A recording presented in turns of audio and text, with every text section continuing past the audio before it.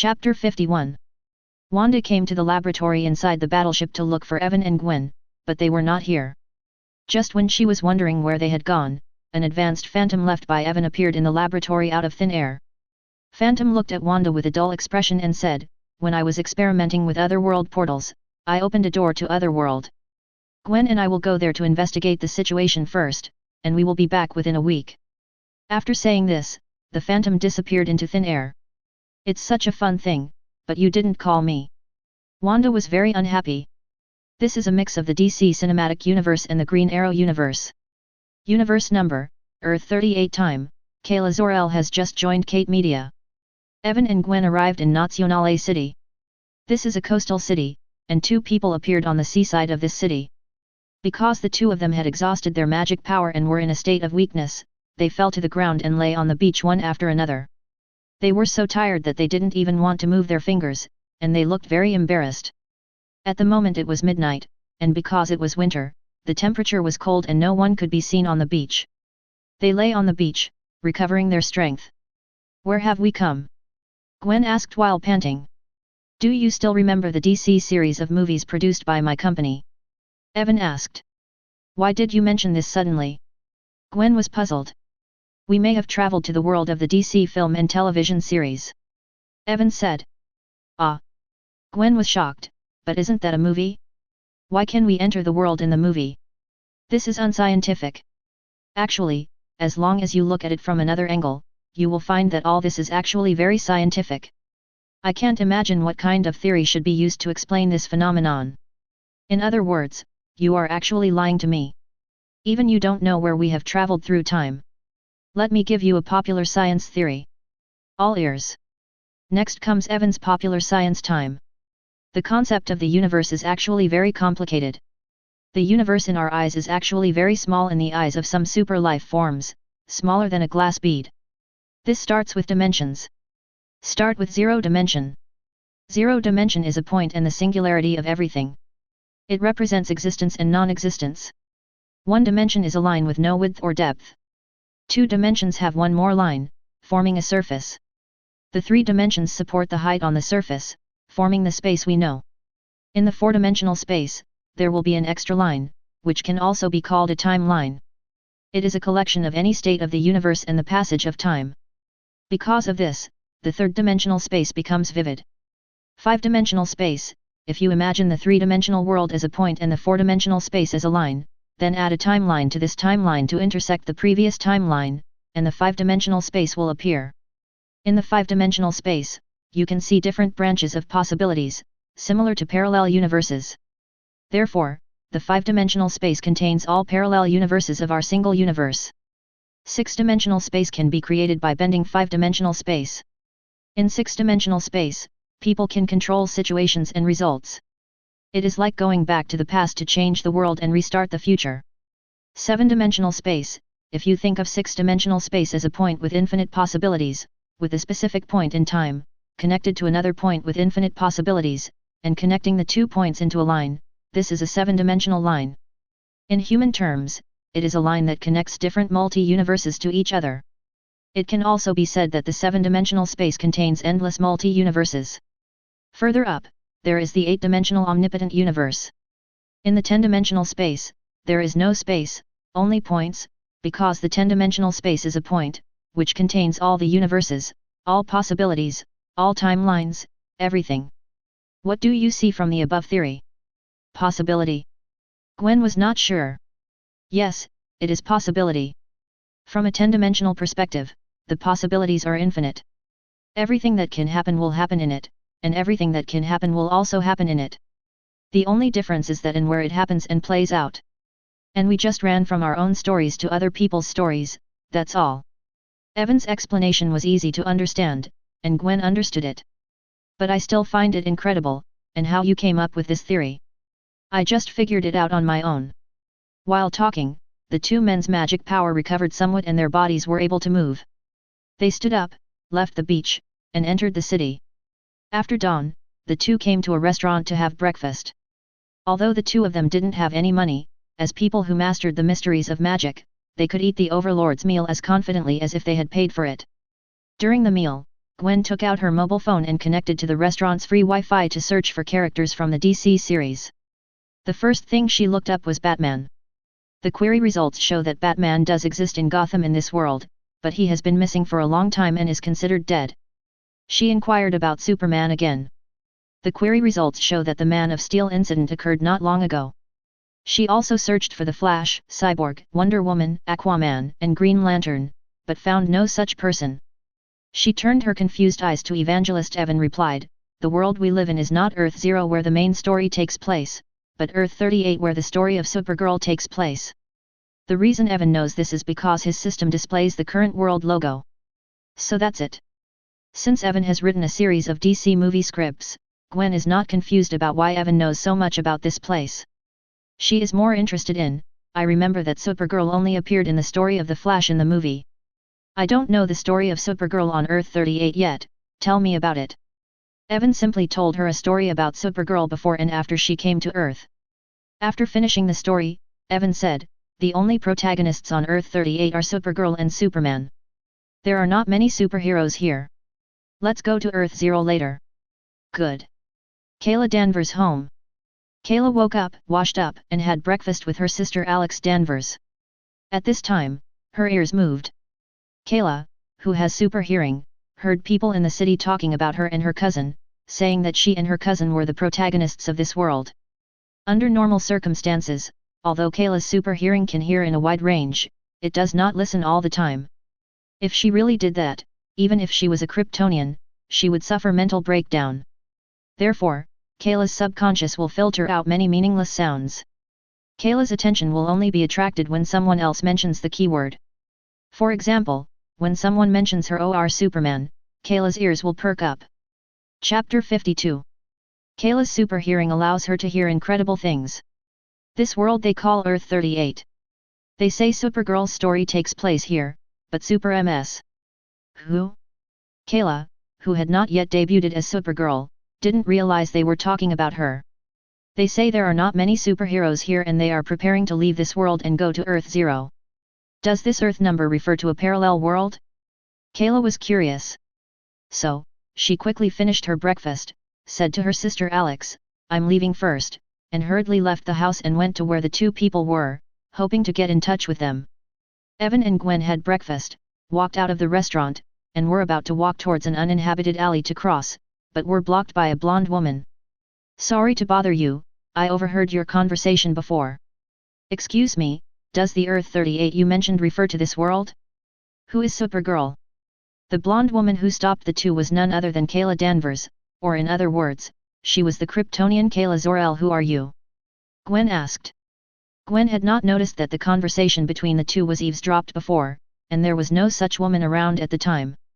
How did the other party hear the conversation between the two? Well, wait. Could it be Supergirl? Supergirlfriend has super hearing. If it is the other party, it is indeed possible to hear the communication between the two. "I'm Kayla Danvers." Kayla introduced herself. Gwen has never heard of the name Kayla Danvers. She only knows that Supergirl's name is Kayla Zor-El in the Flash movie. However, since they are both called Kayla, they might be the same person. "Then do you know Kayla Zor-El?" Gwen probed. Kayla's eyes widened immediately. "Hey, how do you know this name?" "So, you are Kayla Zor-El?" Gwen's eyes were bright, looking curiously at the girl in front of her. But to be honest, Kryptonians and Earthlings look so similar that you can't tell much just by looking at their appearance.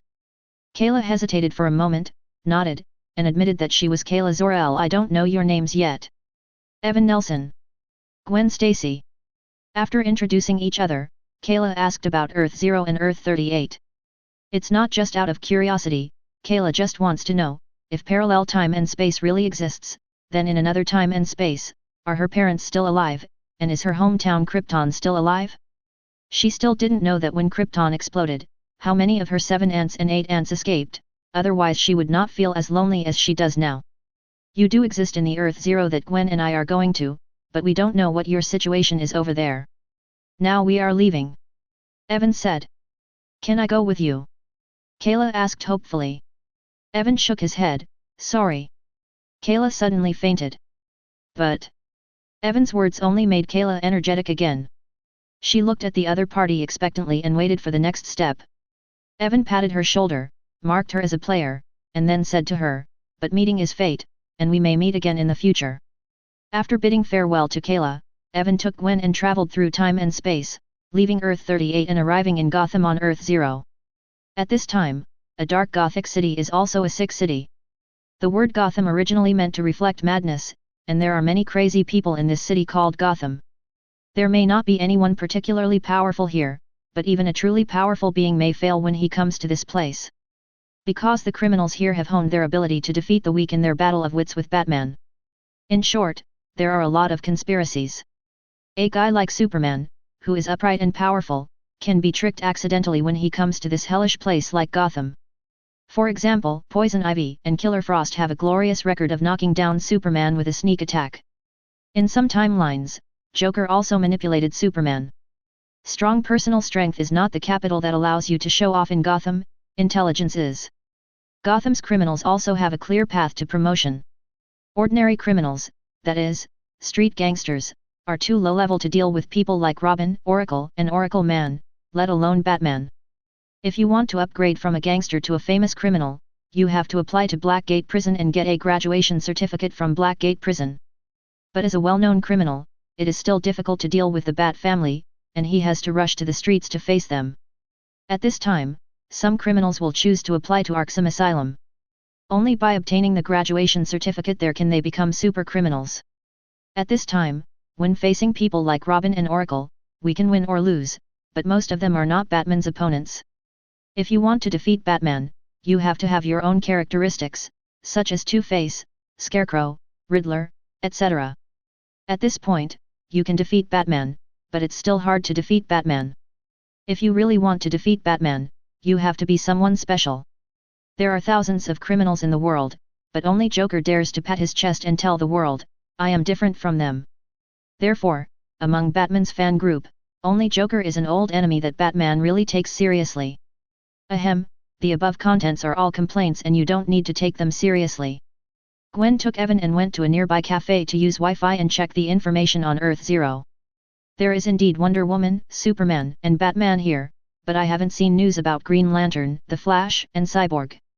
There are rumors about Aquaman over at CN Port. Probably because he hasn't debuted yet. Evan, I want to get to know Wonder Woman and study her equipment. Do you know where she is? We need to get acquainted with her. I don't know, but it's not difficult to check. Gwen easily found Diana Prince's current address through the artificial intelligence program built into her mobile phone. The other party is not in Yingzhong, but in Romantic Country. He currently works at the Ancient Greek and Roman Museum of the Louvre and is the curator there. Chapter 53.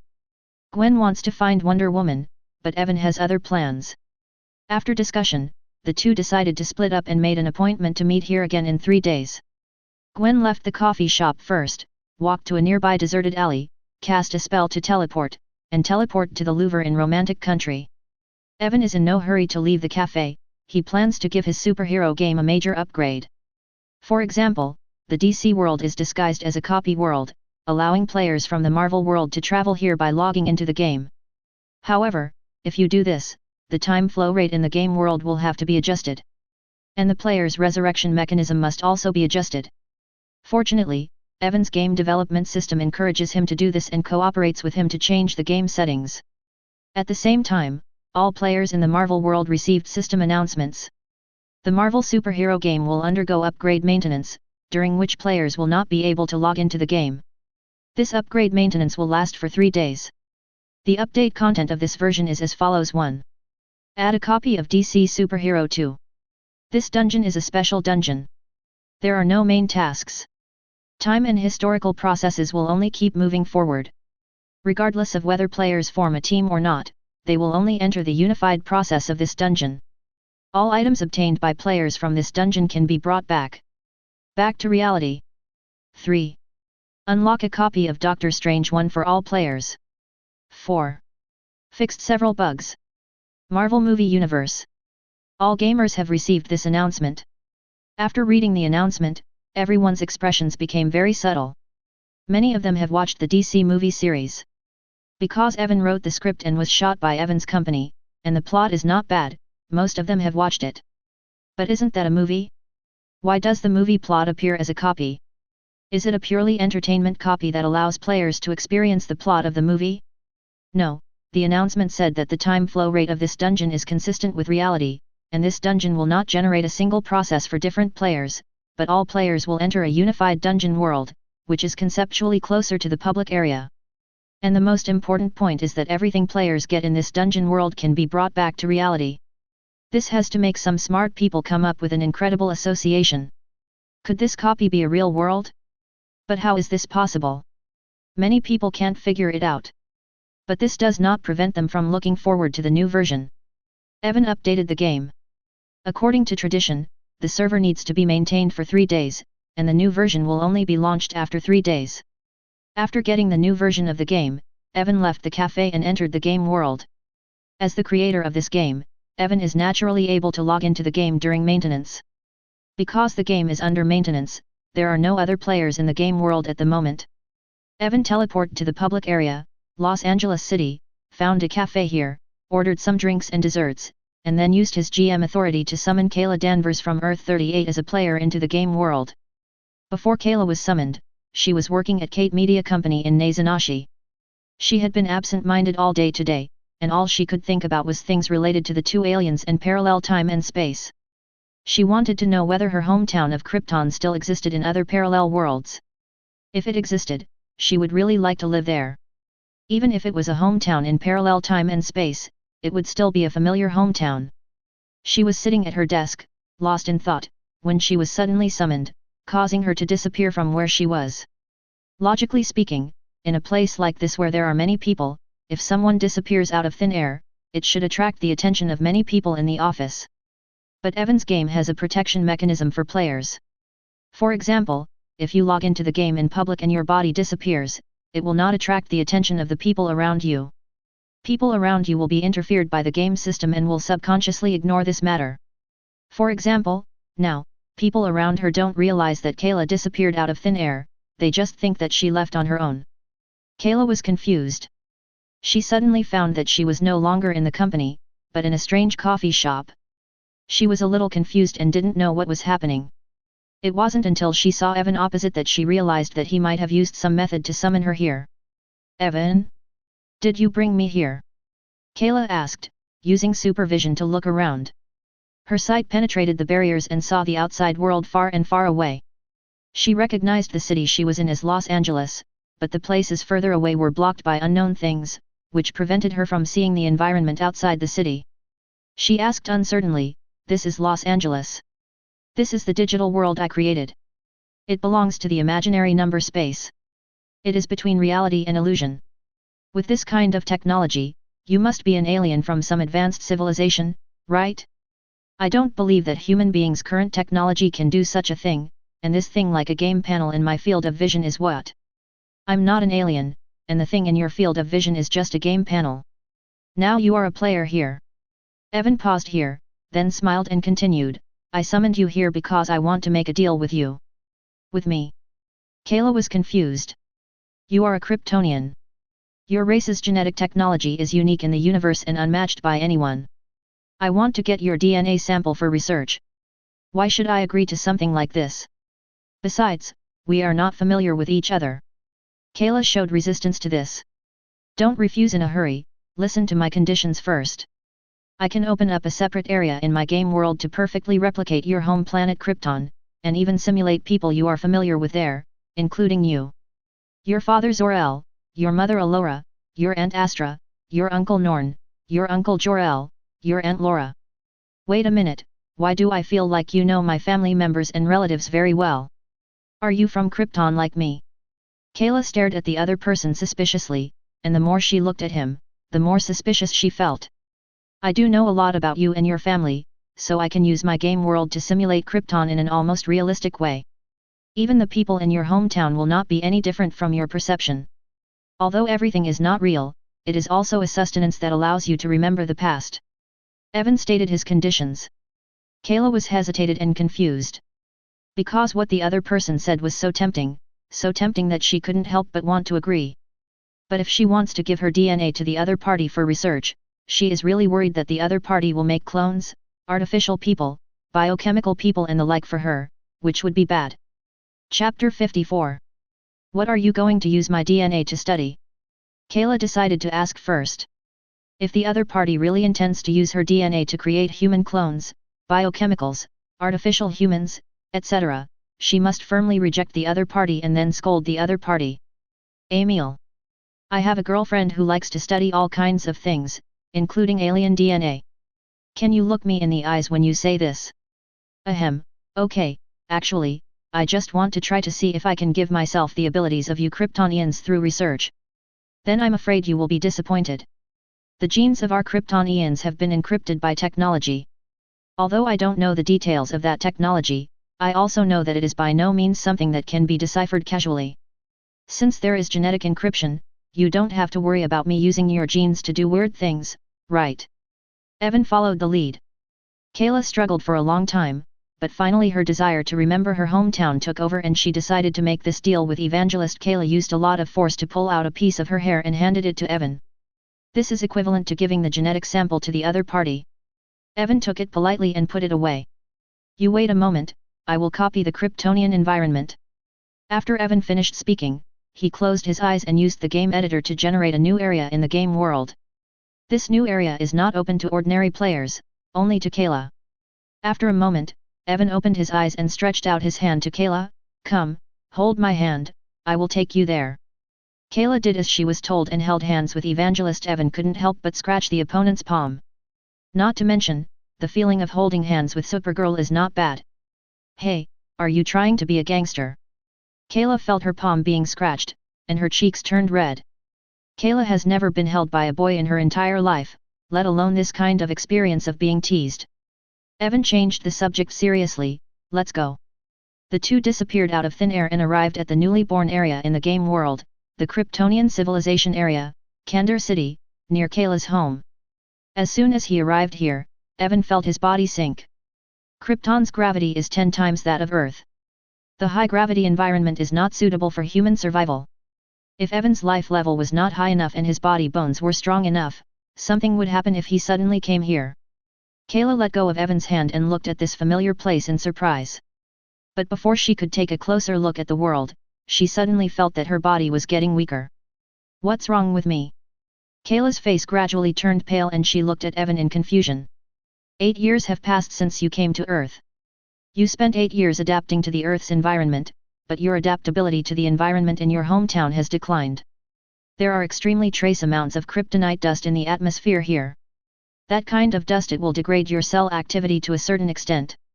So you are not getting weaker, you are just losing your super ability, but this is only temporary, and you can recover after you leave here and go outside to expose yourself to the sunday. Is that so? Kayla thought about it carefully, and it seemed to be true. She had been living on Krypton until she was 13 years old. At that time, she had never seen the Kryptonians in her hometown with super abilities. Her own super abilities also reached the Earth. It appears after being exposed to yellow sunlight. Kayla was getting weaker and could no longer stand. Evan supported her and helped her sit down on the steps aside. Kayla looked pale and had sweat on her forehead. It must have been very uncomfortable at the moment. However, her body is quickly adapting to the Kryptonian environment, and it will probably take less than a few minutes for her to adapt. Soon, Kayla's body regained its mobility. Although one's super ability is temporarily lost, it can all be restored. As soon as Kayla regained her mobility, she couldn't wait to get up and ran to the home not far away. She entered the home and saw her NPC father and NPC mother.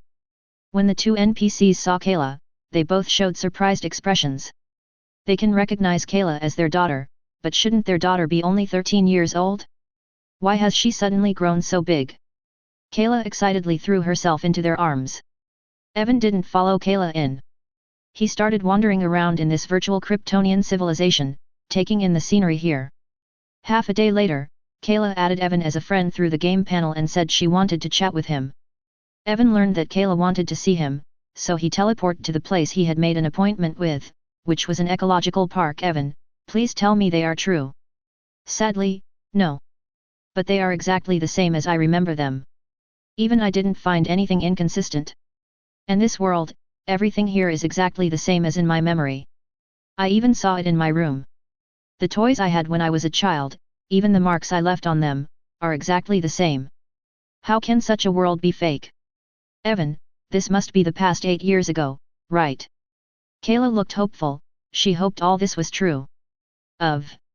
This can only mean that I have perfectly recreated your hometown in the game world, so perfect that you, a Kryptonian girl, didn't notice any abnormalities. Evan shrugged. Kayla's hopeful expression suddenly turned into disappointment. In fact, if you think about it, you know that going back to the past is not realistic. It's just that everything here is too real, which is why she has this ridiculous thought. Evan gave Kayla a hug and comforted her. I have created this place as a game world. You can enter here anytime and anywhere in the future. Time flows very fast here. For one day in the outside world, time here can pass for 30 years. You will have plenty of time to live here without worrying about delaying things outside. In fact, as long as we think about it carefully, from a philosophical level, we can come up with a new answer. If everything seems true, so true that you can't detect the falsehood, then you can regard everything here as true. Are you comforting me or taking advantage of me? You're hugging me too tightly. I just think you might need a warm embrace at this time. Evan withdrew his arm from hugging the other person without any embarrassment and took a step back. He noticed that Kayla's face was flushed at the moment, obviously shy. Kayla took a deep breath and suppressed her slightly turbulent heart. Evan, I plan to stay here for a while. Do you need me to accompany you? Are you pursuing me? Perhaps. You already have a girlfriend and you still come to pursue me. You are really a scumbag. Kayla bluntly denounced someone's scumbag behavior.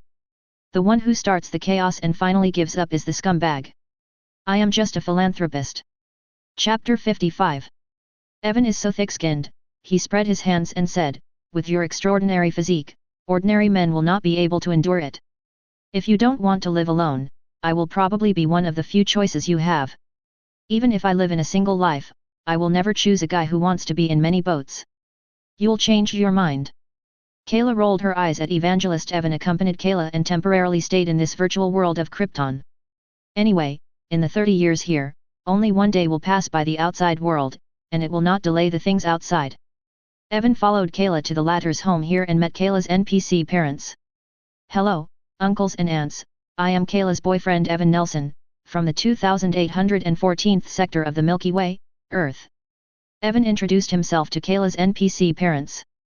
Kayla, when did you have a boyfriend? NPC Alora asked her daughter. Kayla was about to explain, but Evan spoke first. Aunt, you must be wondering why your daughter suddenly grew up so big from the age of 13, right?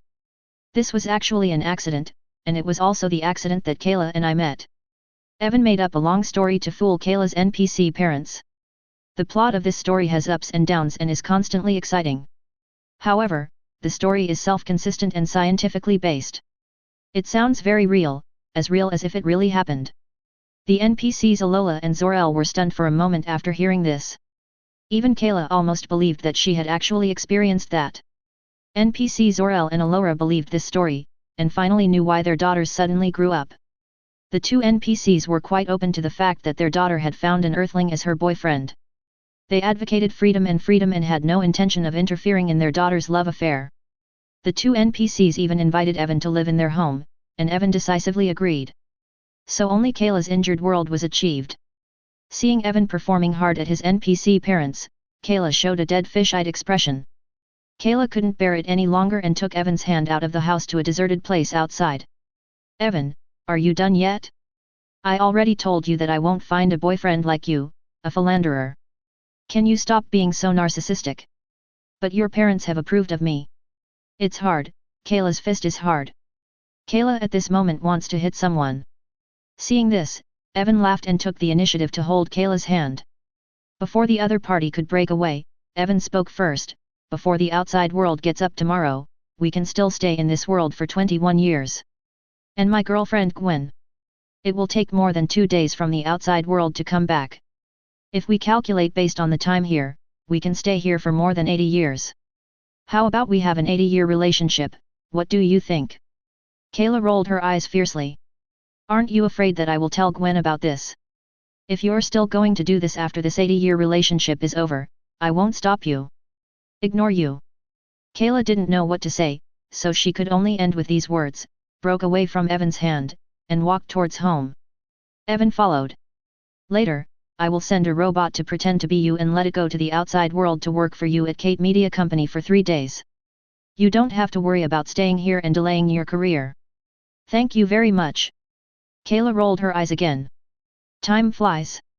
1 year has passed unknowingly in the virtual world of Krypton.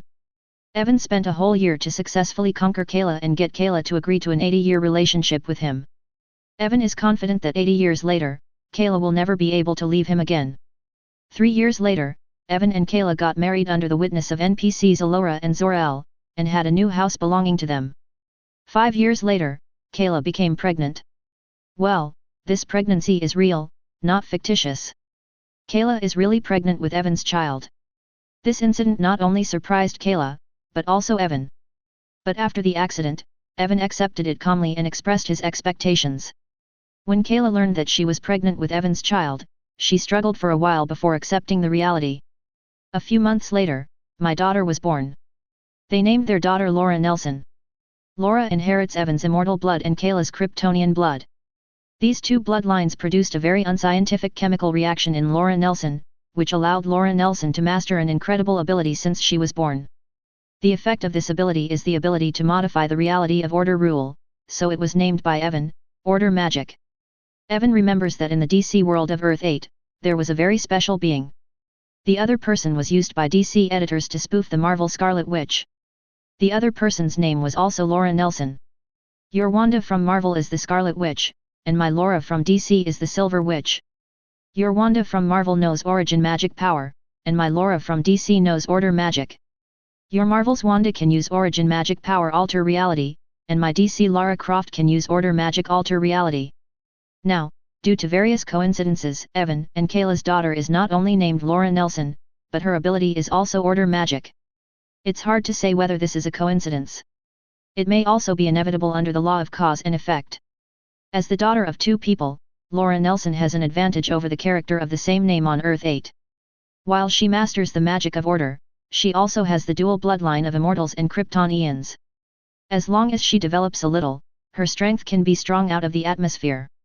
Evan, who is a first-time father, and Kayla, a first-time mother, are both deeply invested in this baby who has incredible qualifications and talents. In the process of living together and taking care of the baby, Kayla truly fell in love with Evan. Even though Kayla knew that the other party was very carefree, she stepped into the pit willingly and began to consider whether to renew her love contract with the other party after the 80-year relationship ended. In order to allow the baby Laura Nelson to grow up smoothly, Evan deliberately changed the rules of the game world that affect Laura so that Laura's body can grow up normally. Time passed, and another 17 years passed. Laura Nelson is 18 years old. 18-year-old Laura is a slim and pretty girl, not to say that she is so beautiful that she would be the most beautiful in the world, but she is not far behind. Laura's body also completely stopped growing this year, and she will maintain her youth forever. Chapter 56. This day, it's 4 o'clock in the morning. Evan and Kayla came to an uninhabited mountain wilderness outside the city and sat on the edge of a cliff. Kayla leaned in Evan's arms and enjoyed the sunrise with him. Evan, I'm confused right now. What are you struggling with? You told me about you and Wanda Gwen. At that time, I was thinking that we are just here to be together anyway, and we will break up when we leave here. What now? I found that I couldn't live without you, so I was struggling. After I leave here, I have to face Gwen Wanda. I'm not sure whether they will accept me. I have an idea. Tell me. You can do this, and do this again. Can it still be like this? Kayla was dumbfounded, wondering what kind of bad idea the other party had. But if you think about it carefully, this seems to be able to solve the problem, but it will definitely be very embarrassing. Skipping the topic, Kayla brought up Laura's matter. Laura still doesn't know that the world is false. She even thinks that people don't age. She has grown up and her mind has matured. I think it's time to tell her the truth. It's up to you to decide. That evening, during the meal, Kayla told her daughter Laura the truth that this world was not the real world but the virtual world. Kayla originally thought that Laura would be shocked and find it difficult to accept the reality, but the fact was that Laura was very calm. You don't seem surprised. Kayla wondered. Since the day I was born, I have known the truth of this world. Do you remember, my ability is magic of order, magic that can act on reality, so I am very sensitive to reality. Everything I see, whether everything I smell is true or false, is clear to my eyes. Laura said proudly. Since you already knew, why didn't you tell us and make me worry about it for so long? Kayla gritted her teeth. This girl, my mother will beat her if I see her. You didn't ask me. Laura stuck out her sweet tongue and acted cute. Kayla was so cute that she decided not to teach her daughter a lesson. Mom, Dad, when are we leaving here? I'm quite curious about the outside world. Laura asked Evan and Kayla. Kayla doesn't want to leave here so soon, because she knows that once she leaves, she will have to share Evan with others. Although she knows that one day will come sooner or later, she still hopes that this day will come later, so she tells Laura, explain, let's wait for 50 years. Let's leave after 50 years. Okay, let's wait another 50 years. Laura was very sensible and did not clamor to leave. Since her mother said she would leave in 50 years, then she would leave in 50 years. Kayla rubbed her daughter's head with a gentle expression. It is worth mentioning that in these years, Evan has not only been practicing science, but also enriched his scientific background. He has become a powerful scientist while constantly studying. Evan has his own laboratory here to study genetic engineering. All the science and technology in the game world Krypton are virtualized in the game. This technology only looks like that and is not the real Krypton technology. What Evan studies and learns is not the fake technology here, but it is through the internet that connects the two worlds of Marvel and DC in the game world, and you can learn relevant knowledge online. He used the knowledge he learned to study the Kryptonian bloodline, and wanted to try to transplant the Kryptonian bloodline into his own body. The study predictably failed. He cannot simply and crudely turn humans into Kryptonians. But through research on cloning technology, Evan has been able to clone Kryptonians. Now he only has Kayla's DNA sample here and could clone Kayla, but he did not do so. Evan plans to go find Superman after leaving here to see if he can get the Kryptonian Gene Bank Central Book. With that thing for sample comparison, he can take his genetic technology to a higher level and be more likely to achieve it. Purpose. After dinner, Laura and Evan asked for permission to connect to the outside world and ran to the bedroom to surf the internet. After Kayla washed the dishes, she sat down on the sofa, took off her shoes, and put her long legs on Evan's legs. Evan stretched out his hands and played with her legs in the name of massage. It feels good in hand. Kayla also enjoyed Evan's massage. The quiet and peaceful days passed day by day. Another 50 years passed in this way. Outside, it was already early morning 3 days later. As Evan's thoughts moved slightly, all players received an announcement at the same time: the game maintenance was over and a new version was launched. DC Plain, Romantic Country, Paris. Gwen Stacy, who was staying at Diana Prince's house, was awakened by the game announcement at midnight. I wonder if the DC world copy in the game is related to this world. Gwen was very curious about this, so she quickly dressed and got up and entered the game world.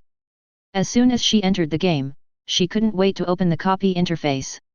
In the dungeon interface, Doctor Strange 1, which was originally unselectable, became selectable. In addition, 2 special copies appeared in the copy list. The first one, a DC superhero copy. The second one, DC Krypton copy. Only the first one is available, the second prompt cannot be entered. Gwen clicked on the first one, the DC superhero copy. The next moment, Gwen found that she appeared in the DC world again, in the same location as before, which was Diana's home. Sure enough, the so-called copy of the DC world is not a virtual game, it is a real world. Gwen came to this conclusion. No wonder the time flow rate of this dungeon is the same as that of reality, and it can bring the things in the dungeon back to reality. This is the reason. In the future, players in the Marvel world can log into the game and venture into the real DC world. I just don't know if the player will really die after dying in the DC world. But since this is not mentioned in the game announcement, I guess not. Gwen's head was spinning very fast, and she gradually figured out a lot of things. The game didn't have a copy of the DC world before, but after Evan and I came to the DC world, there was one. There are only 2 explanations for this phenomenon. The first type is that the person behind the scenes who created the game world located the world through himself and Evan, and that's why this version update came about. Second, the person who created this game is none other than Evan. Chapter 57. Gwen, who is in the DC world, can easily verify whether the DC copy is in the virtual world or the real world, but other players do not have such conditions. If they want to verify this, they have to look at their own abilities. Players from the Marvel world have logged into the game one after another. Not counting Evan and Gwen, these people include Wanda, Tony, Pepper Potts, Fury, Hill, Natasha Romanoff, Sharon, Phil Coulson, Strange, Christine, Captain America, Loki, Thor, and Fury. Liga. They were very curious about the new DC dungeon, so as soon as they logged into the game, they teamed up with familiar people and entered the dungeon. The place where they landed was in a park in the metropolis of DC World Earth. When I arrived, I found that everyone was there and it was quite lively. Players who have speculated about this place have begun to verify the authenticity of this world. The first person to verify the answer was Frigga. She had the ability to see through illusions and could immediately discover that the DC copy was not an imaginary number space, but a real world. The second person who knew the truth was Wanda. Wanda mastered the origin magic power and was very sensitive to reality. She had noticed this within seconds of her arrival. Except for the two above, the verification process for others is not so simple and crude. It is worth mentioning that Frigga used shape-shifting to change her image, so Thor and Loki, who were close at hand, did not realize that their mother 587 was here, and they did not even know that their mother was also a player. Loki didn't recognize Frigga, but the Avengers did, and they all looked at this guy with evil eyes. Loki knew he was outmatched, so he decisively escaped from here by hiding. Wanda recognized Frigga's changed image, so she walked over and asked in a low voice, "Teacher, what do you think of this place? This is not a simple game, it is a real world. I think you should also discover this," Frigga said. Wanda nodded. The two started communicating on this topic. Several people from S.H.I.E.L.D began to test the authenticity of this place. Their testing method is relatively simple and crude, that is, just find something from this world and see if it can be brought back to the real world. After testing, everything in this copy can be brought back to reality. This seems to prove the reality of this world.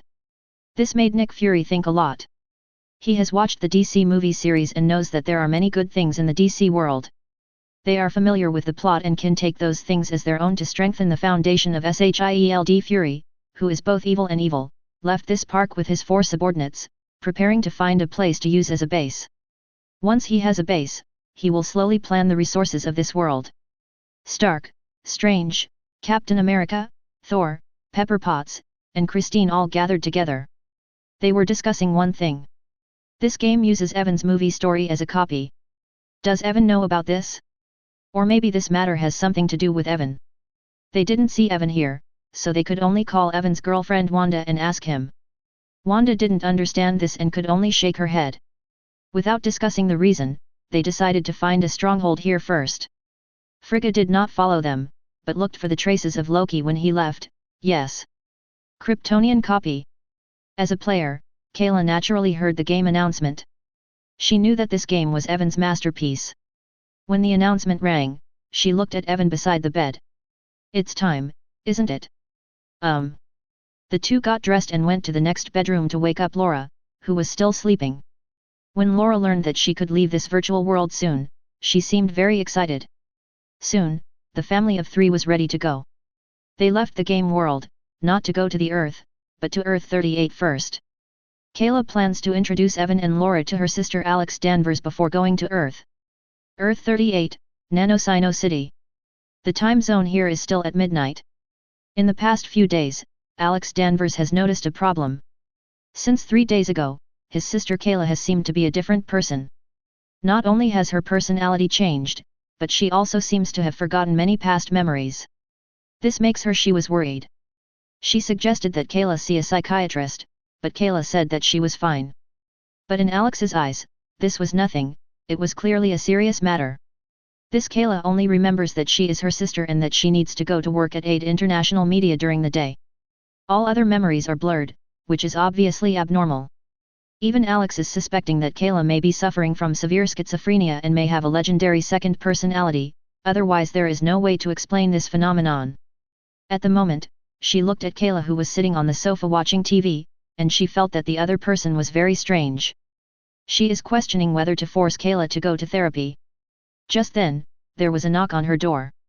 Alex stood up and opened the door. When she saw the person outside the door clearly, Her eyes suddenly widened. The person knocking on the door was actually Kayla? So who is Kayla in the house? Also, who are the two young men following Kayla? This unnatural scene made Alex feel a little disappointed and felt like he was in a horror movie. Kayla? Alex asked uncertainly. I've only been away for 3 days and you don't recognize me. Kayla hadn't realized the problem yet. She was still wondering why Alex spoke to her in this tone. If you are Kayla, who is the Kayla in the room? It's the stand-in robot I made for Kayla. Evan started, and then he shouted to the stand-in robot in the room. Kayla, the robot who was sitting on the sofa watching TV, immediately stood up and walked to Evangelist. Evan waved his hand and made it disappear out of thin air. Alex was stunned. Kayla also remembered that Evan had mentioned this to her and said that he wanted a robot to play him so that no one would worry about his disappearance. What on earth is going on? Who are these two beside you? Let's go in first and then talk. Kayla walked through the door with Evan and Laura, and then began to explain the situation to her sister Alex. Speaking of Alex, she is not Kayla's biological sister, but Kayla was adopted by Alex's parents, and the two became sisters. Therefore, Alex, Kayla's sister, is not a Kryptonian. She is a pure Earthling. If you have to say what makes her different, it is that Alex is ALN and works for the Supernatural Investigation Bureau. An agent. Kayla spent 10 minutes talking about her experience during this time. Alex, who listened to the story, was dumbfounded the whole time. You mean, you and Evan are married and have a child, and they are already this old? Evan also created a virtual reality world called Krypton for you. You spent 3 days in the real world and lived there for more than 80 years. That's right. Alex took a deep breath. If it weren't for the fact that 2 Kaylas had just appeared, and the weirder one was disappeared by Evan, Alex would definitely not believe what Kayla said, because it sounded too ridiculous. Alex looked at Evan and Laura. Miss Alex, I am Kayla's husband, Evan Nelson. Evan introduced himself. Hello, Aunt, I am their daughter, Laura Nelson. Laura also greeted the aunt politely. Alex. Let me slow down first. I need some time to digest this information. Chapter 58 to 59. Alex didn't sleep that night. She communicated with Kayla, Kayla's husband and daughter, and asked them many questions.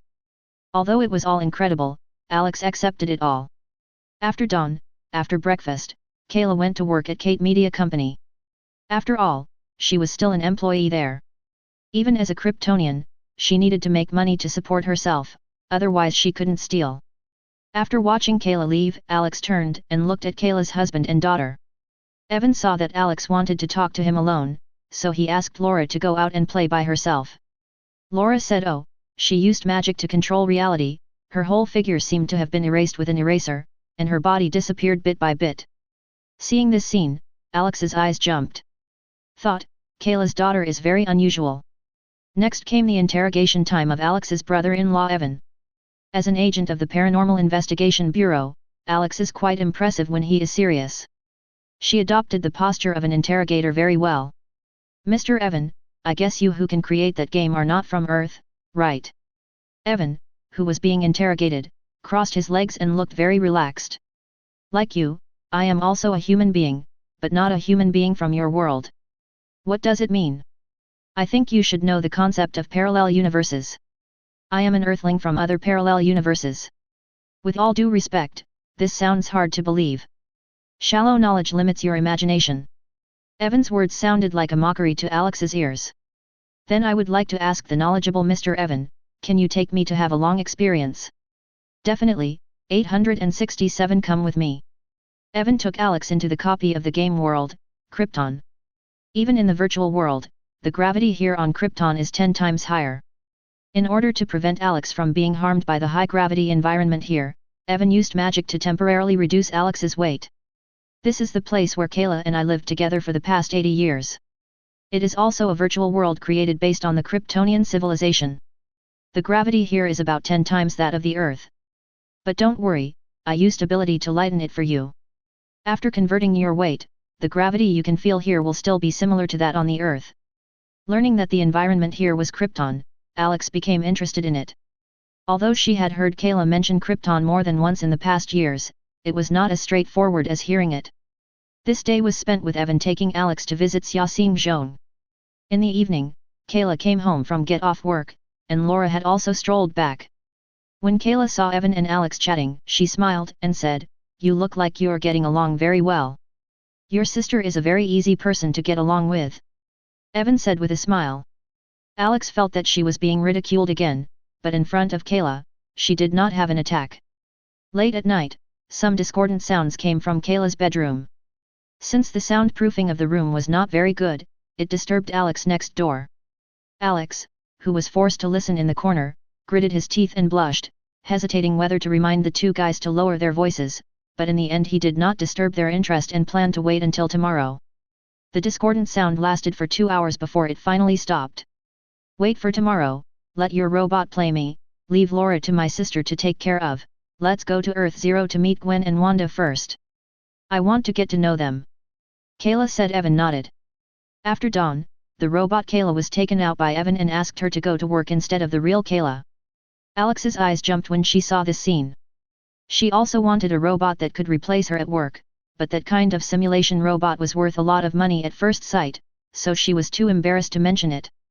"Alex, I'm leaving Evan and I for a few days to visit Evan's hometown. I'll leave Laura under your care first." "Okay." Alex didn't refuse. After all, Laura is her sister's daughter. She is happy to take care of her, and Laura seems very sensible. "I guess you don't have to worry too much about taking care of her." After saying goodbye to Alex and Laura, Evan took Kayla through time and space, left Earth 38, and arrived in the metropolis of Earth. How to make Wanda and Gwen accept Kayla. Evan already has a plan, and Kayla is willing to cooperate. The first step of the plan is to let Kayla get to know Wanda and Gwen first and become friends without Evan being present, and then it will be easy to operate. So after arriving at Earth Zero, Kayla left alone and went to find Wanda and Gwen as a player. Players in the Marvel world who log into the DC world will be assigned a reasonable identity by the game system, so everyone is not a shady person here. Tony asked Pepper to bring a lot of hard currency from the real-world network. He made a lot of money by selling the hard currency, and then bought a not particularly big building on the outskirts of the metropolis as revenge. The operator has a sub-base in the DC world to facilitate and better develop the resources of this world. Captain America, Thor, Pepper Potts, Kristen Palmer, Wanda, and others all stayed here. Even Nick Fury and others, who had already left, came to live here after learning that Stark had bought a building here, saving them the trouble of finding a base outside. Wanda used the friend function on the game panel to call Gwen, who was far away in the romantic country. After settling in, everyone went to explore the world separately. Wanda and Gwen left the Avengers Alliance DC branch and wandered out together. While wandering around, the two accidentally met Kayla, the Supergirl from Earth 38. Gwen was very surprised when she saw Kayla. "Kayla, are you a player too?" "Well, when Awakening came before, I appeared in another place inexplicably. I almost thought I was kidnapped. Only through the game panel did I know that I had been pulled into this game world." When Kayla lied, she felt a little guilty, but fortunately she had 80 years of life experience in the gaming world, otherwise she wouldn't have been able to lie with a straight face. "Evan must have marked you when we last met." Gwen was sure of this. By now, Gwen is basically certain that the Marvel superhero game is Evan's masterpiece. She has already told Wanda her guess before. The two planned to talk to Evan about this matter when they saw her. "So that's it." Kayla pretended to be surprised. Next, Gwen introduced Kayla and Da to each other. "I still don't know a lot about this game. Can I form a team with you?" "Okay, we're also quite interested in Kryptonians. Let's go to the outskirts and find a place where no one is around and let us see your ability." Wanda became interested. "Okay." The three women left the city together. After Kayla performed some Kryptonian super abilities for Wanda Gwen, she easily gained their friendship. After that, the three of them played around together. At noon, they contacted Evan using the friend function in the player interface, and they met at a restaurant. Evan pretended to be unfamiliar with Kayla and asked in surprise, "When did you get together?" "This morning," Wanda said. The three of them sat down and ordered. "Is there anything you want to tell us about the Marvel superhero game?" Gwen crossed her arms across her chest, staring at Evan in a gesture that highlighted her career line. "I knew I couldn't hide it for long. Well, actually I made this game." Evan didn't intend to hide it from Wanda and Gwen forever. Since they asked, he took this opportunity to tell it, but regarding how he made this game, he lied, I once met a man who claimed to be the god of technology. He was seriously injured. I tried to save him, but failed. He was approaching. Before he died, he gave me the game world and poured a lot of knowledge into my head. This is the cause and effect. Wanda and Gwen did not doubt Evan's words, because Evan's growth trajectory was traceable, and only similar adventures could explain why he was different. Kayla didn't doubt Evan's words either, she also believed them. Just listen to Evan continue, the DC copy we are currently in is not a virtual world, but a real world. Some time ago, when Gwen and I were testing the portal to another world, we accidentally came to this world. It was also at that time, I bound my game world to this place. After Evan's explanation, Wanda and Gwen's curiosity was finally satisfied. Tell me about you, Gwen, have you found Wonder Woman? Evan was quite curious about this. I met her in the ancient Greek and Roman pavilion of the Louvre and took the initiative to get to know her. When she learned that I knew magic, she wanted to compete with me. She was too bellicose. But my fighting ability is not bad, so I found a place to fight with her, and we became friends after that. During those days in romantic country, I stayed at Diana's house and borrowed some of her equipment to study with her. What did you study? There is enchantment on it. It is an enchantment technology that I have never seen before. I heard from Diana that it was Olympus enchantment, but Diana only knew the concept and did not master the technology. Otherwise, I want to learn something. Olympus enchanting technology. Evan murmured to himself, wondering if there was any way for him to learn such a technology. It seems that in the DC movie universe, the ancient forces of the old gods have been killed by Ares. Those who master this technology are probably going to die soon. Unless they can travel through time and space and go back to the past, they should not think about it. Wait, travel through time and space? Evan remembered that he had seen similar products in the Systems Exchange Mall. I remember it seemed like a book of exercises. Evan immediately clicked on the portable System Exchange Mall, searched through the list of exercises, and found the cultivation method that could allow people to travel through time and space. The name of this skill is the fifth magic. It comes from the world of Xingyu and is one of the 5 magics of Xingyu. It is also a magic held by the Aozaki family. Its function is related to time. It can summon selves from different timelines to come at the same time, and can also be used to travel through time and space. The magic of Xingyu cannot be mastered simply by practicing. It also needs to inherit extremely complex related magic imprints.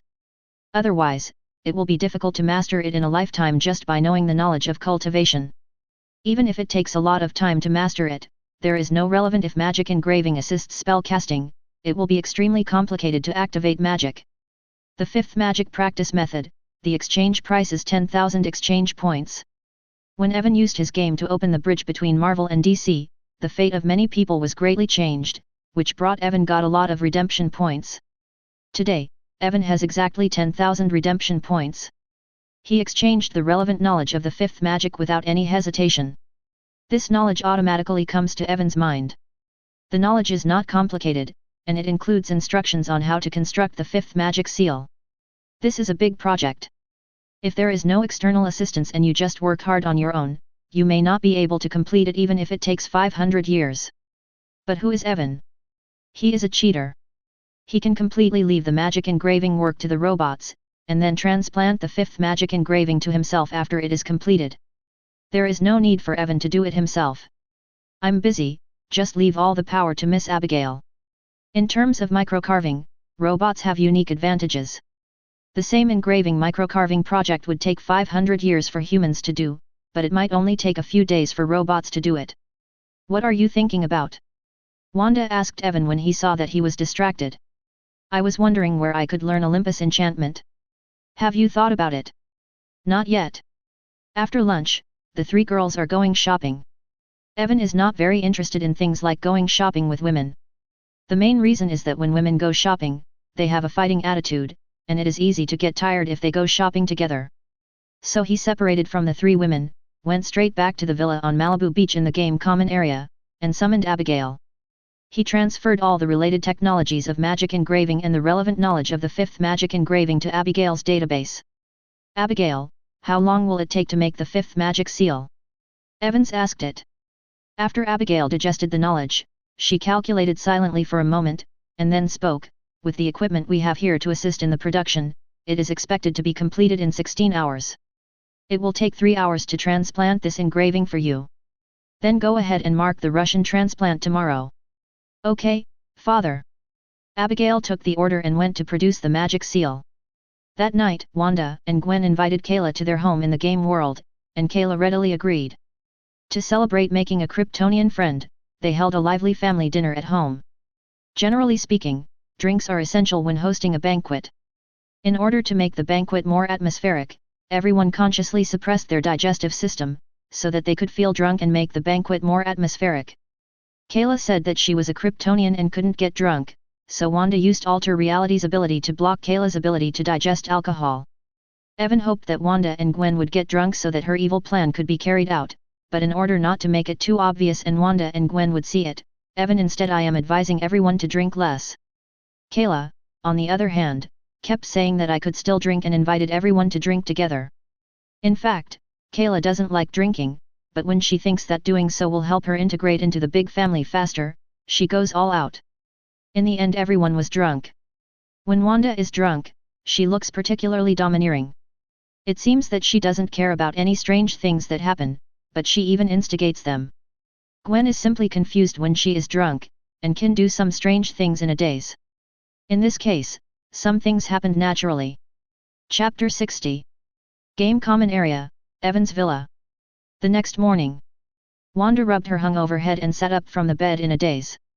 But when she saw her surroundings clearly, she was startled, woke up immediately, and then was stunned. On this big bed, 4 people, including herself, were lying on the big bed at the moment. Everyone's body looked particularly cool. Wanda was sluggish. She couldn't help but recall what happened last night. Then she remembered. Last night, in order to celebrate making a new friend Kayla, she and Gwen proposed to hold a family dinner. During the family dinner, everyone started drinking. In order to feel tipsy and increase the atmosphere of the party, she and Gwen made their own alcoholic drinks. Her digestive system was suppressed to the level of an ordinary person, and she even used origin magic power on Kayla, allowing Kayla, a Kryptonian, to experience the feeling of being drunk. During this period, Evan kept urging them to drink less. Drinking too much can lead to accidents, but they didn't listen. As a result, everyone got drunk. When she was drunk, Kayla broke out and complained that she was a Kryptonian in 2008 and was too strong to find a boyfriend. She would be an orphan in the future. Kayla even cried as she said this. She was really a drama queen. At that time, I didn't know what to think, so I told Kayla, Evan's body bones are strong enough. Then Kayla actually gave it a try. Evan was resisting, but he couldn't resist. As a result, Evan was killed by Kayla. After that, several people even staged a full martial arts show. Wanda covered her face with her hands as she recalled everything. She felt that she must have had a brain twitch last night, otherwise how could she have done such a thing? Is Evan to blame? They are the innocent ones, okay? Not long after, Kayla woke up. Because Kayla was under the influence of origin magic power, it was the first time she got drunk. She had no experience with drunkenness, so she obviously drank too much. After waking up, Kayla froze when she saw 4 people sleeping on a bed. What happened last night? She remembered that last night she and Evan planned to implement the plan called integrating into the big family. Looking at the current situation, is it possible that the transfer was successful? Kayla saw Wanda looking at her with complicated eyes, so she asked, "What happened last night?" "As you can see," Wanda said quietly. Gwen woke up at this time and was stunned by the scene. She gradually recalled what happened last night and fell silent. Evan woke up, sat up and looked at the awkward atmosphere around him, then released his domineering spirit, hugging 1 with his left hand and 2 with his right hand, and said that you are all my wings. Because the copy of Doctor Strange 1 has been unlocked, players have already cleared this copy one after another and learned the story of Stephen Strange. At the same time, everyone was also surprised by the magic of magic. Whether it is mirror space, dimensional travel, or portals, these are things that are difficult to achieve with technology. This got many people interested in magic. For example, Nick Fury, who is always making trouble, feels that there is such a powerful organization as Camartage on the Earth, and the former S.H.I.E.L.D didn't know about it. It shouldn't be true. Fury wants to try to win over Camartage, and is also planning to send some S.H.I.E.L.D agents there to learn magic. However, considering that there are many foreign spies in S.H.I.E.L.D, it is hard to say who will benefit if we really send people there. When he thought about the fact that there were a large number of foreign spies with malicious intentions in the bureau, but he still couldn't find them, Fury felt as if he had eaten a fly. Fortunately, he has people he can trust. Fury decided to send Natasha Romanoff and Clint Barton to find Kamar-Taj and learn from him. After receiving the mission, Natasha Romanoff did not log into the game for the time being. She and Clint Barton teamed up to go to Kathmandu to find Kamar-Taj. It's a pity that magic is all about fate. When the Ancient One thinks that they have no fate, they can't hope to find the right place even if they look for potion in Kathmandu. Loki is jailbroken.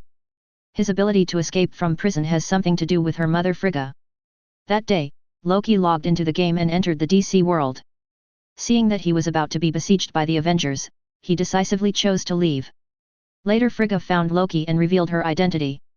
Only then did Loki find out that his mother had also become a player of this game, and he was surprised at the time. Loki and Frigga said that they no longer wanted to stay in prison. Frigga couldn't bear her son to go to jail, so she used the game world as a medium to give Loki a treasure that could help him escape from prison.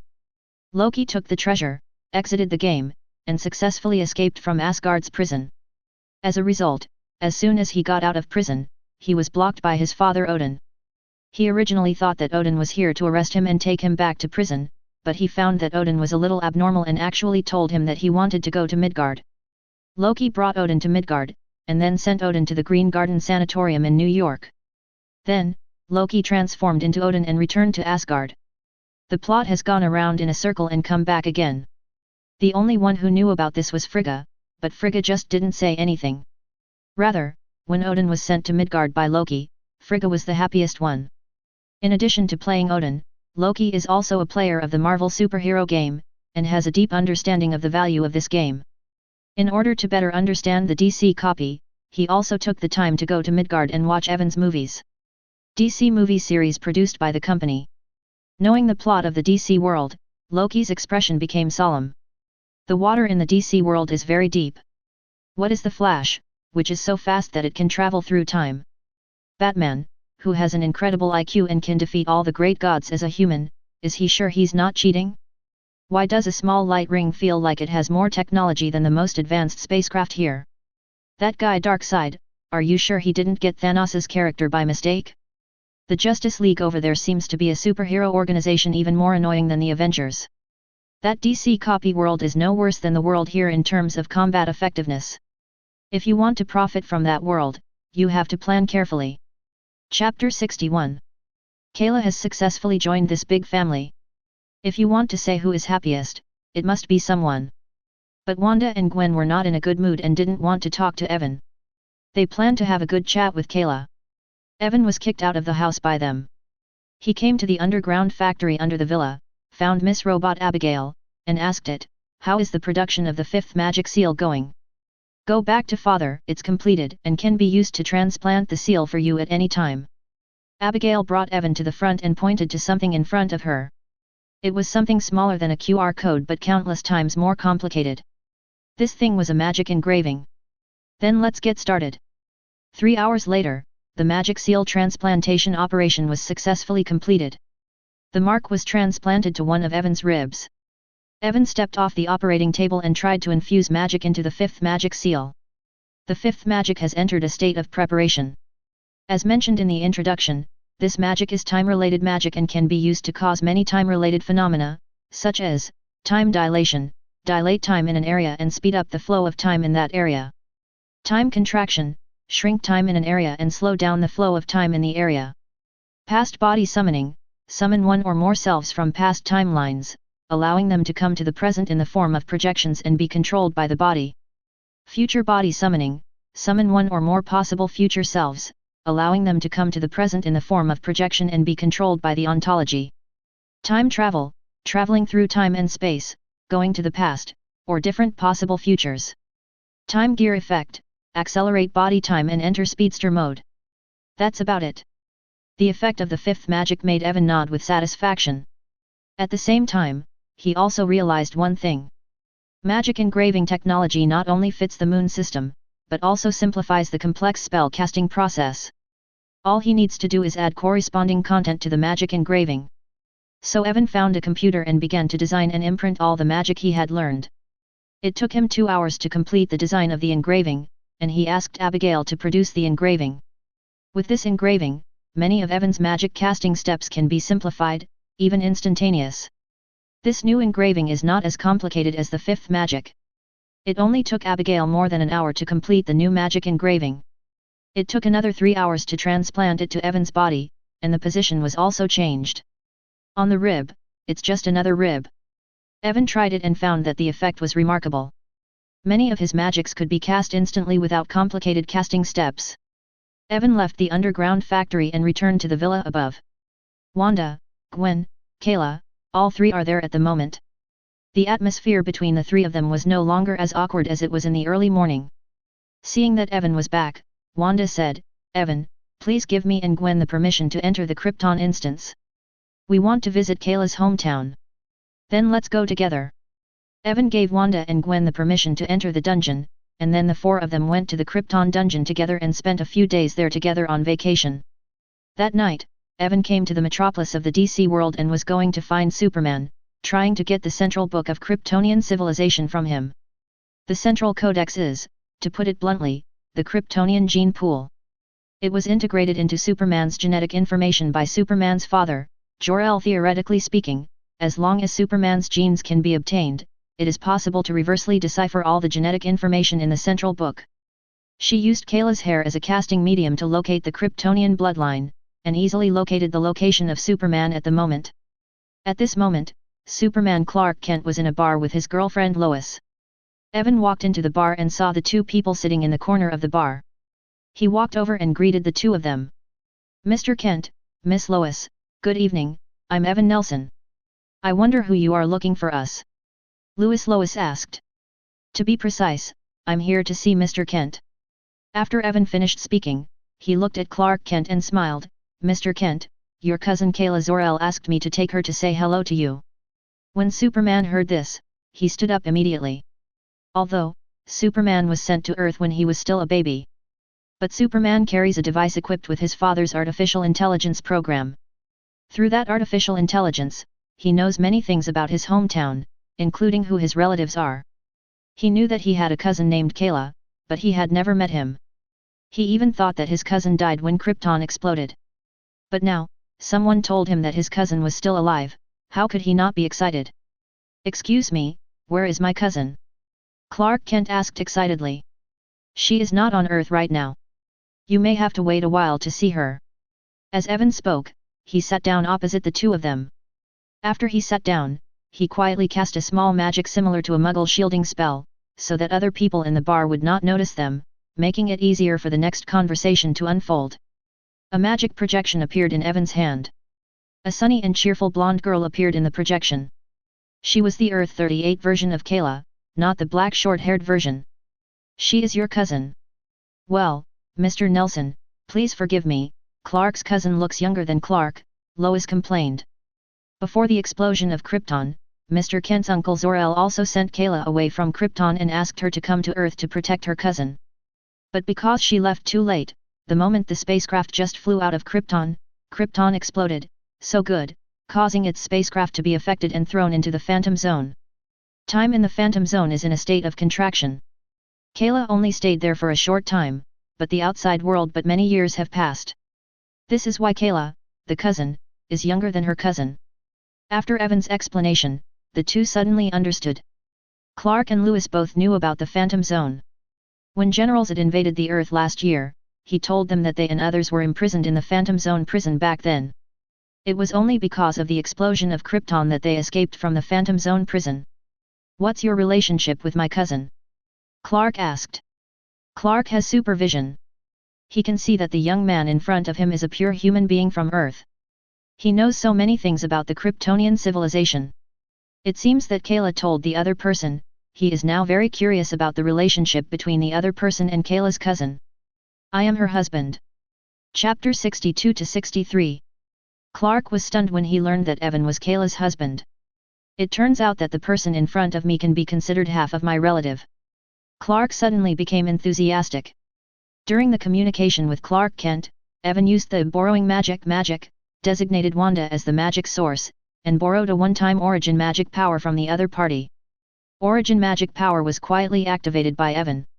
He tried to use alter reality to obtain the central book from Superman's body, but perhaps it was a problem with the world's rules and the magic failed to activate. Evan had no choice but to do the next best thing and borrow origin magic power again, this time only slightly alter reality. In the new reality, a piece of Clark Kent's hair appears in Evan's hand. Clark himself was unaware of this. After completing the purpose of this trip, Evan was ready to say goodbye and leave. Before he left, Clark exchanged phone numbers with him for future contact. Evan returned to the factory below the villa in the game world, handed Superman's hair to Abigail Dorothy, and asked her to use the equipment here to see if she could parse the information from the central book. Abigail played the role of a tool very well and started the genetic analysis work. Evan released his perception and looked at the villa above the factory. He found that the three women were chatting about some private conversations between women, so he did not bother them and teleport directly out of the underground factory into the outside world. He is preparing to test the fifth magic, time travel, to see how it works. With the activation of magic, Evan's body slowly disappeared from the real world and came to the legendary River of Time. It is said that this river is a tributary of the Mother River of Time, and there are other tributaries on the tributaries that branch out into parallel time and space. Evan flew upstream along the River of Time.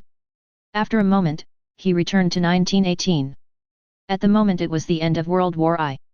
If Evan remembers correctly, this was the year Diana left Paradise Island. He felt the consumption of his body and found that time travel did not consume much magic power, but when he was in other eras, the consumption of magic power would continue. It seemed that this consumption would only stop when he returned to his original era. Evan is curious, what will happen if his magic power is exhausted in this situation? Evan guessed that it might cause some unexpected changes, but it would definitely not be a good thing. So he didn't try. Evan took a deep breath, activated magic again, and traveled to the longer past. A moment later, he arrived in 1470 and randomly landed in a small town in Italy. Evan casts a spell to change his clothes into the style of the era. By asking the residents within 103 miles, Evan learned the current location. This is the town of Vinci in Tuscany. If I remember correctly, Vinci town is the hometown of Leonardo da Vinci. According to the DC setting, Leonardo da Vinci was a magician who mastered irony magic.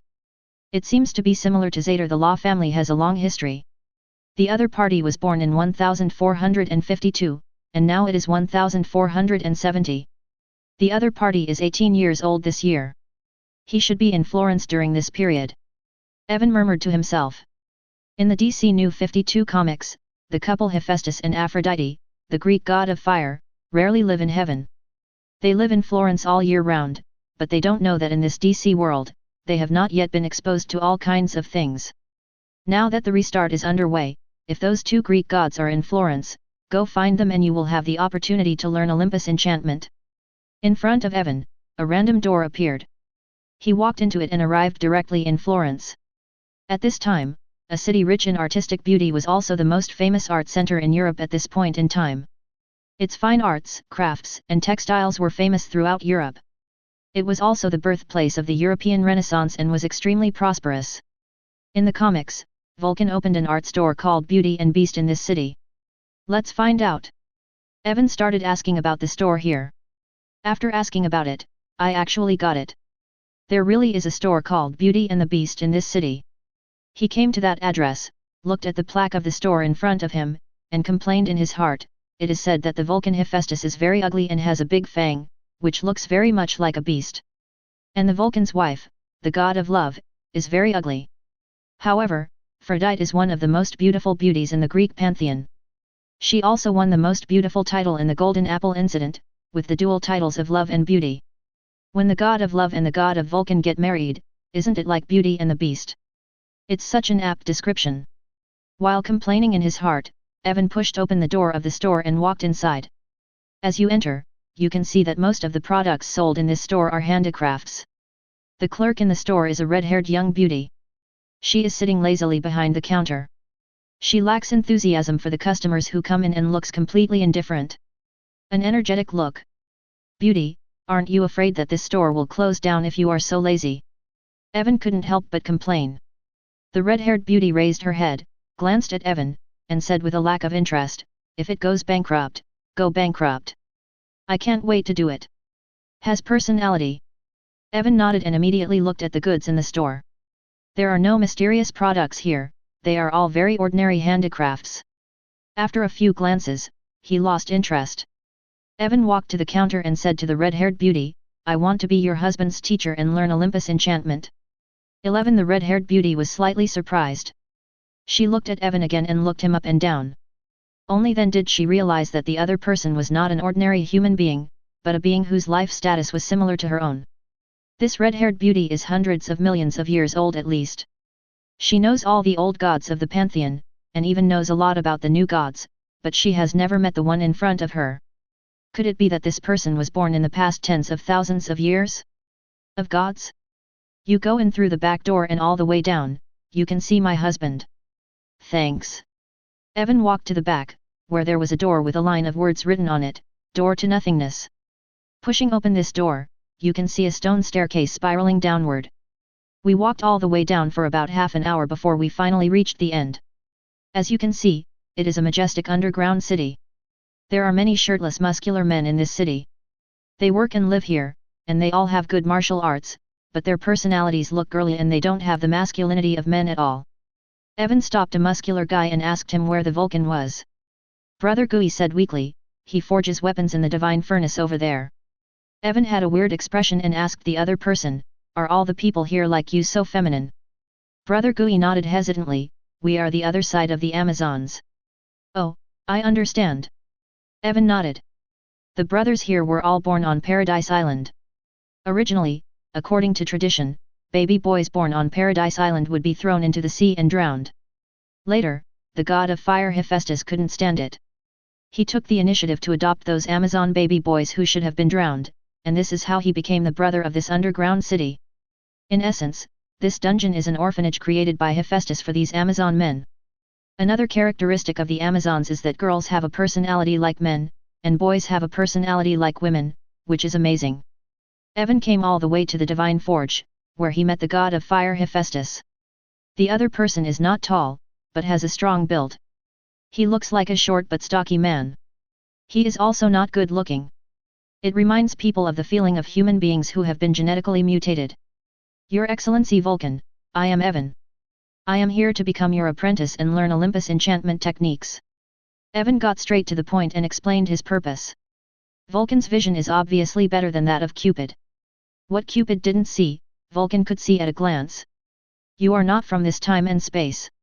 I'm from the future. Now that it was revealed, Evan didn't hide it. The Vulcans are no strangers to time travelers. In fact, the old gods have the ability to time travel, although they rarely do so. Let me give you a warning, don't try to play with time, otherwise you will find that you have been played with by time. Thank you for your reminder. Just like the legend says, Vulcan is indeed a breath of fresh air among the male gods in the Olympian god system. Other male gods are scheming all day long, but Vulcan is the most honest guy, even if he is often beaten by his wife. Even if he is a cuckold and his wife gives birth to someone else's child, he can still maintain a good attitude. Vulcan didn't make any requests. Since Evan wanted to learn Olympus enchantment, and the other person's life was also a god and qualified to appear here, he agreed to teach him. For the next 6 months, Evan stayed with the god of fire Hephaestus, helping him while learning the Olympian enchantment techniques he mastered. Although the other party did not teach him everything, he also passed on a lot of useful knowledge to Evan, including not only Olympus enchantment, but also blacksmithing. Don't think that your blacksmithing skills are low. You must know that Vulcan is the master of forging artifacts in the Olympus pantheon. Wonder Woman's set of equipment was basically made by this god of fire. Vulcan's blacksmithing skills are more advanced than Shenji Bailian. Others who want to learn it have not had the chance to learn it. Being able to learn this is definitely an additional gain. After half a year of study, Evan mastered many blacksmithing and enchanting skills. He borrowed the divine furnace in Hephaestus and used the newly learned technology to create several pieces of equipment. The first one is the crystal sword. This is a multifunctional artifact. It can be enlarged or reduced, can fly at high speed according to the owner's wishes, and can also be flown by people stepping on it. It is also strong and sharp. The most important thing is this sword. Very beautiful, shiny, and artistically beautiful. The second item, the magic wand, has many magical little magics built into it, but it requires magic power to be charged. A single charge can be used for a long time. As long as there is energy in the magic wand, even ordinary people can use it. The third piece is a copycat sacred garment based on Athena's sacred garment in a certain anime. This sword sacred garment is a women's model. It is golden in color and covers the whole body. It also has a pair of metal wings on the back. It looks extremely sexy. Wind. These three pieces of equipment were built by Evan as gifts. Magic wand for Kayla. The crystal sword and sacred clothing were given to Wanda and Gwen. Fire god Hephaestus stood next to Evan and looked at the three pieces of equipment created by Evan. The crystal sword and magic wand were ordinary in his opinion, but the sacred suit, even from the perspective of the god of fire, was attractive enough. He felt that his sister and younger sisters would definitely like this style of battlesuit. I am thinking about whether I should learn this style of painting and create a few similar ones, so that I won't have to worry about running out of things to give when I give gifts in the future. Your Excellency Vulcan, what do you think of these pieces of equipment I created? It's okay, you're ready to go. Vulcan gave a pertinent evaluation. After putting these three pieces of equipment away, Evan once again expressed his gratitude to Vulcan. Thank you for your teaching during this time. Farewell Vulcan. Evan followed the stone stairs of the Gate of Nothingness, left the dungeon, and once again came to the Beauty and Beast store. Today, half a year later, the red-haired beauty is still sitting here bored. It is difficult not to make people wonder whether she will have been sitting here motionless for the past 6 months, but it seems impossible. Hey, kid, are you leaving now? Yes, Your Majesty the Goddess, I am going home. Bon voyage. The red-haired goddess waved her hand with a smile. Evan traveled across time and space and returned to the day he left. To people in this time and space, it was as if he had never left. Evan returned home to the game world. At this moment, Wanda, Gwen, and Kayla are still sitting together and chatting. Evan said hello to the three of them. I just went out and met the legendary god of fire Hephaestus. I learned Olympus enchantment from him and created the main equipment. Picture. Evan first took out the crystal sword and handed it to Wanda. Here, this is your gift. Wanda took it, looked at it carefully, and quickly figured out how to use it, and fell in love with it immediately. Thanks, I like it very much. Evan took out a second gift, the sacred garment. When not worn, it was folded into one piece and looked like a gold brick at first glance. This is an armor I created based on Athena's sacred clothing. Not only does it have amazing defensive power, it can also increase the wearer's strength and speed, and can also make the wearer fly. Evan handed this golden brick-like sacred garment to Gwen. Gwen took it and complained, it's obviously a gold brick. You will know if you put some blood on it. Evan reminded. Gwen endured the pain, bit her fingertips, and dripped blood on the gold brick. Under the curious gaze of Wanda and Kayla, something magical happened. The gold brick suddenly burst into golden light and merged into Gwen's body. Gwen felt something, and following that feeling, her thoughts moved slightly, and the golden sacred clothes automatically appeared on her body. The sacred garment is only a thin layer and can perfectly outline Gwen's good figure. Combined with the golden wings on the back of the sacred robe, it looks as cool as it gets. Wow! Gwen was shocked. She hurriedly ran to the mirror nearby, looked at the extremely charming herself in the mirror, and immediately burst into laughter. She obviously liked this gift very much. This is so cool. Wanda looked at Gwen's sacred clothing and then at the crystal sword in her hand. It was hard to tell which of the two pieces of equipment was more powerful. But to say which one is more popular, it must be the sacred clothing. Me, you must have prepared a gift for me, right? Kayla began to look forward to it. Definitely. Evan took out the magic wand, which was very Harry Potter style. It looked inconspicuous at first glance, but it was very magical. This is a magic wand. It's specially prepared for people who don't know magic.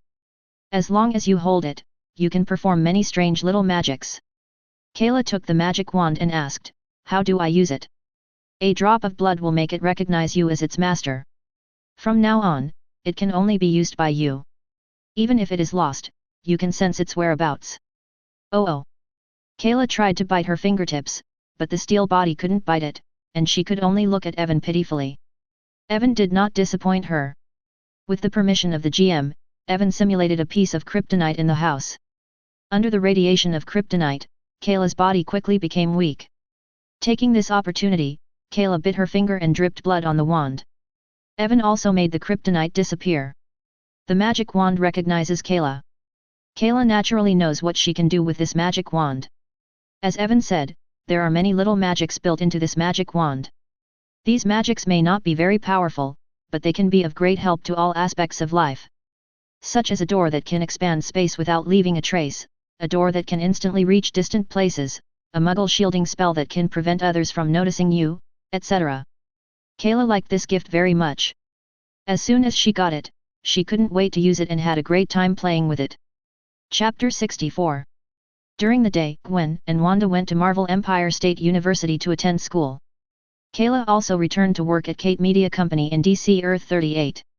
Evan had just gotten up, washed up, and stood in front of the Malibu Beach Villa in the public area to do some stretching exercises. At this time, Sharon, who was running in the morning by the beach, passed by. Seeing that Evan was also doing morning exercises, she ran over to say hello. "Morning, Evangelist. Don't you have to go to work at S.H.I.E.L.D today? Or are you agents so busy? My mission is right here. I will go to the DC copy later and start a company in my own name. Do you want to come with me?" "Okay." Evan had nothing to do today, so he simply agreed. After morning practice, Evan went back to take a shower, and then teamed up with Sharon Carter and descended into the metropolis of the DC world together. "Where are you going to open a company, Metropolis, Gotham, Midstar City, or Star City?" Evan asked her. "Let's go to Zhongxing City. In addition to opening a company, I'm also planning to get in touch with the Flash," Sharon said. As soon as Evan heard this, he knew that Sharon's contact with the Flash must be a task given by Nick Fury. The value of the Flash does not lie in how fast he is, but in his ability to travel through time and space. Someone with this kind of ability, Nick Fury would definitely want to win over. "Okay." Evan casts a spell and opens any door. "Let's go." After passing through the portal, the two of them had arrived at Zhongxing City in Missouri from the metropolis of Delaware. "Although I already know the existence of magic, I still find it magical no matter how many times I see it. Evan, can I learn magic from you?" Sharon asked. Sharon also wanted to learn about this magical power. "I'm afraid my magic is not suitable for you. If you want to learn it, you can try to find Camartage." Evan has no interest in being a teacher for S.H.I.E.L.D agent. The two of them walked together towards a nearby coffee shop. "This game uses your movie as a script and creates this copy. What do you think about this?" "It's an honor. I thought you were going to say it was infringement." Evan shrugged and didn't answer the question. While talking, the two walked into the coffee shop. After sitting down, Sharon took out a laptop and put it on the table, and began to search for local office building information to facilitate leasing company space later. S.H.I.E.L.D wants to open a company here. It seems that it plans to use the technology of the Marvel world to make profits in the DC world and earn money here to purchase various resources and fund activities here. After all, everything in modern society requires money. Sharon made inquiries while chatting with Evan. After chatting for a while, she seemed to suddenly think of something and asked, "By the way, Evan, I heard that when you clear the game dungeon, you may get an invitation letter from a new player, but other players in S.H.I.E.L.D and I have cleared the dungeon many times, so why didn't we get an invitation letter? Maybe it's because the violence rate is too low. I've only gotten it twice," Evan said seriously and perfunctorily. Evan would not send out invitations casually, especially to S.H.I.E.L.D. God knows who S.H.I.E.L.D will invite once they have this thing. If Hydra elements are invited in, wouldn't it destroy the game environment? Evan also asked Sharon a question. "Miss Sharon, are you Peggy Carter's niece? I want to know who Peggy Carter finally married," Evan asked. "Growing up, I have only seen Paige and not her husband. I only know that such a person exists." Sharon shook her head. After hearing this, Evan had some suspicions that Peggy's husband might be Steve Rogers, who returned from the future to the past. Probably to prevent history from being changed, Steve Rogers kept a low profile and did not show up. Even Sharon Carter did not know who Peggy Carter's husband was. Soon, Sharon found an office building for rent, and he called the property management company to arrange a time to meet and visit. Sharon worked quickly and resolutely. She and Evan went to visit the office building and signed the contract directly after confirming that it was suitable. In the afternoon, Sharon had to go to the relevant department to register a company. Evan felt bored and stopped following. He said goodbye to Sharon and went back to the Marvel world. Evan plans to go to Empire State University to see how Wanda and Gwen are doing on campus there and whether they are bothered by flies. He drove all the way to the Empire State University campus. Before he could find Wanda and Gwen, he met someone who surprised Evan. The other party is a college student, not tall, only 158 centimeters by visual inspection. She is wearing a red half-sleeved shirt and a pair of blue jeans, which is not fashionable, and her figure is also very petite, so she does not look that eye-catching. But the key is her looks. Is that Canadian actress Ellen Page? No, that's Shadowcat Katie. When did mutants appear in the Marvel movie universe? Or is it that the other party is just an ordinary person's variant of Shadowcat here? Evan stopped the car, walked towards the girl who was sitting on the bench reading a book under the shade of the tree, and sat next to her. Kathleen Pride? Evan asked. Do you know me? The girl who looked like Shadowcat looked at Evan in confusion. Evan did not answer her question, but asked again, do you know Professor Charles Francis Xavier? The girl who was suspected of being Shadowcat's pupil shrank, and she suddenly stood up, staring directly at Evan. Her breathing was rapid, and her pretty face was red with excitement. You know Charles? Are you from there too? Then you must know how to go back, right? Evan revealed that the other party was really Shadowcat Katie. From the other party's reaction, it was not difficult for Evan to guess that the other party should have accidentally traveled from other parallel worlds to the Marvel movie universe. Considering that Katie's ability allows the body to quantize and pass through obstacles, and can also send a person's consciousness to travel back in time and space, there is no guarantee that the other party will be able to travel through time and space during ability upgrade or change. Mutant's ability is easy to lose control of, perhaps because Katie accidentally traveled here when her ability was out of control, and she can't go back. Don't worry, tell me your story first, I'm quite curious about it. Okay, what do you want to know? Let's start with how you traveled through time. Chapter 65. Katie and Evan talked about their time travel experiences. Shadowcat, whose real name is Kathleen Ann Pride, nicknamed Katie. At that time, Katie was 12 years old. After experiencing some things in the town of Deerfield, Illinois, she was invited to join Professor in her second year of school. When she was 13 years old, humans' rejection of mutants became more and more serious. Many parents were affected by the mutant threat theory, and some of Katie's family members were one of them. Katie's parents were okay and their attitude toward Katie had not changed significantly, but Katie's other relatives gradually distanced themselves from Katie and even spoke harshly to her face. This stimulated Katie, who was still young at the time, and caused her ability to lose control. Katie's super ability is the quantization of her body. In this state, her body can pass through obstacles with 037. Ability related to the quantum realm is not simple. Out of control Katie, ability went berserk. While her body was quantized, she also traveled through time and space. When she calmed down, she found that she was no longer where she was. Later she learned that she had traveled to a parallel world, a world without mutants.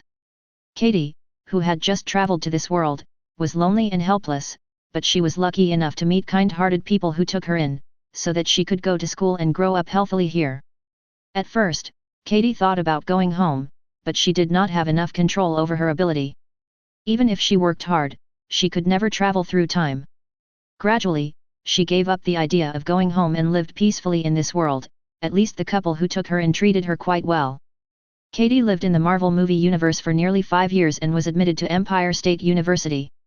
Then today, I met Evan by chance.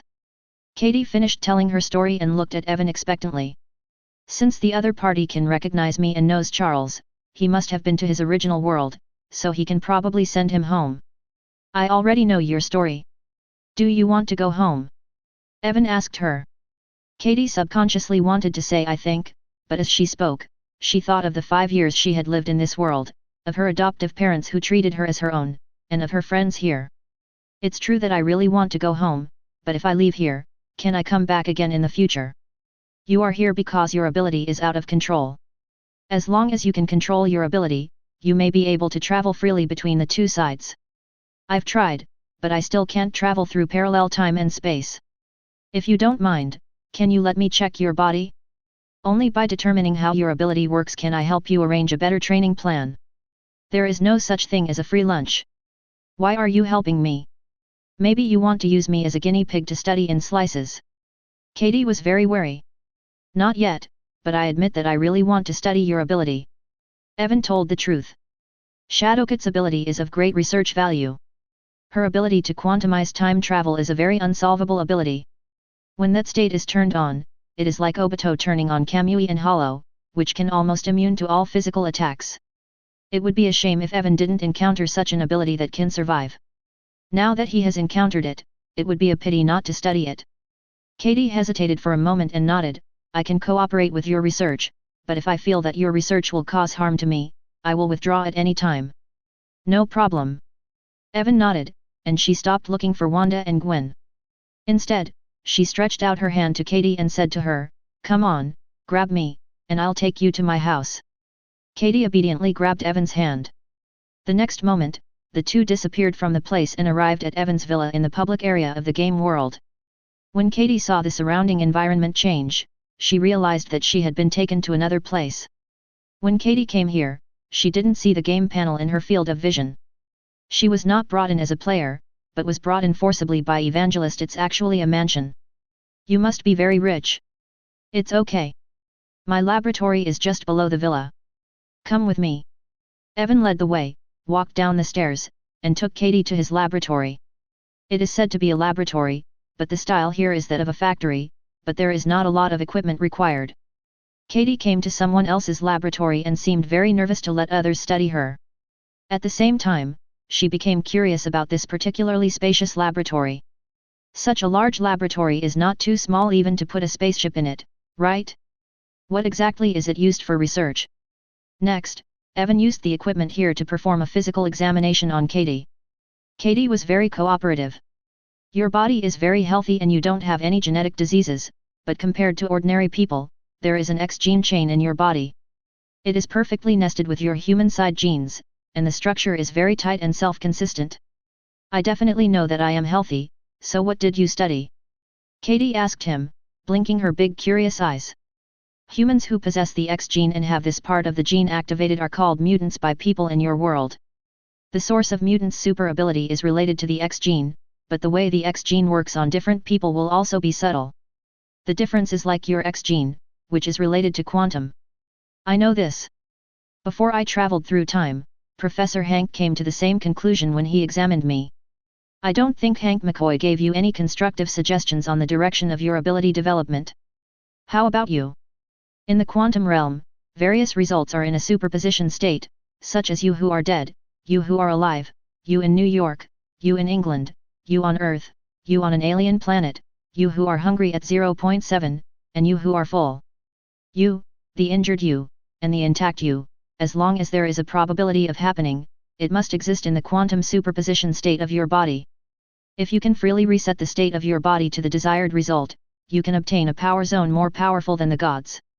For example, by resetting your position, you can instantly appear anywhere in the universe. Another example is to reset your physical state so that all negative states on your body, including injuries, disappear.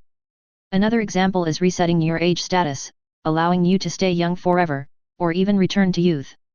Evan's words shocked Katie. Does your ability really have that much potential? If he could really do what the other party said, he would really be comparable to a god. Katie suddenly became excited about her ability. Chapter 66. What do I need to do to get to the level you're talking about? Katie asked. Do you know the observer effect? Evan asked. As you know, the observer effect is a controversial concept in quantum physics. It shows that the existence and consciousness of the observer will affect the state and behavior of the physical system. The most famous experiment related to this is Schrödinger's cat. Katie, as a top student, I have definitely heard of the observer effect in quantum physics. Yes, based on this theory, we can try to make you your own observer, and use your own observations of yourself to artificially reset the result of your body's superposition state, in order to achieve the purpose of reshaping your own reality. I'm afraid it's difficult for you to complete this aspect by yourself, so we need to use equipment to assist. Evan waved to the robot lady Abigail who was separating the central book from Superman's hair not far away, and gave her a few instructions. She goes to produce a device that can be used to observe herself from a higher dimension. This kind of prop is difficult to realize with the technology here alone, but Miss Abigail knows a lot of magic knowledge, which was taught by Evan, which allows her to independently produce magic-guided equipment with that effect. Abigail took the order and went to make equipment. "Who is that sister?" Katie asked Evangelist. "Her name is Abigail, and she is my robot assistant," Evan said as he walked to another instrument and began to study the DNA separated from Katie's blood and extract the X gene from it. Evan is very accomplished in genetic engineering. When he studied Kryptonian genes in the past, he did not get any results. That was because the Kryptonians used technology to encrypt their own genes. But mutants' genes are not encrypted. For unencrypted genes, Evan was able to quickly develop the first version of the X gene potion, which is a potion that allows ordinary people to become mutants and gain super abilities after injection. Definitely, the first version of the medicine will definitely have problems of one kind or another, but then we have to wait for more precise data to be obtained after clinical trials before we can continue the research. Katie was very surprised when she learned that the beautiful sister was actually a robot. Being able to make robots that are indistinguishable from humans, and with such smart artificial intelligence, the technology here is really beyond Katie's expectation. But this also gave Katie greater confidence. "Evan, what are you doing?" Katie felt confused when she saw Evan tinkering with an instrument with his own blood. "You'll find out later." An hour later, the first version of S.H.I.E.L.D potion was freshly baked in Evan's hands. She pointed to the liquid in the glass container and said to Katie, "This is the X gene potion, which allows ordinary people to become mutants and have the same ability as you." Katie was dumbfounded. It is so easy to develop a potion that can turn humans into mutants. Is it true? Evan summoned a projection of his own time history and injected the medicine into the projection's body.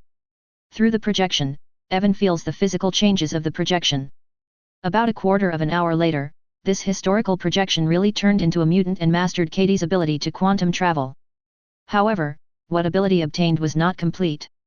After Evan did some testing on it, he dispersed the projection and began to improve the S.H.I.E.L.D gene potion. Not long after, the second version of the potion was released. Evan continued to use projection to test the medicine. After going back and forth like this for 7 times, the perfect S.H.I.E.L.D potion was finally freshly baked. Evan injected it into himself and began to feel the changes in his body. Katie stared at this scene in a daze, dumbfounded. This mysterious Evan can not only teleport and duplicate, but also has such a strong scientific research ability that he actually developed the X gene potion and used it to obtain the same history as himself. This level of genetic engineering research ability is n times more powerful than Professor Hank McCoy. Could it be that the other party is an alien? If so, wouldn't I become the legendary unlucky guy who was abducted by aliens for research? Or the kind that is delivered to your door? Evan's body has perfectly adapted to the modification of his own genes by the S.H.I.E.L.D potion, becoming a mutant, and has the same ability as S.H.I.E.L.D.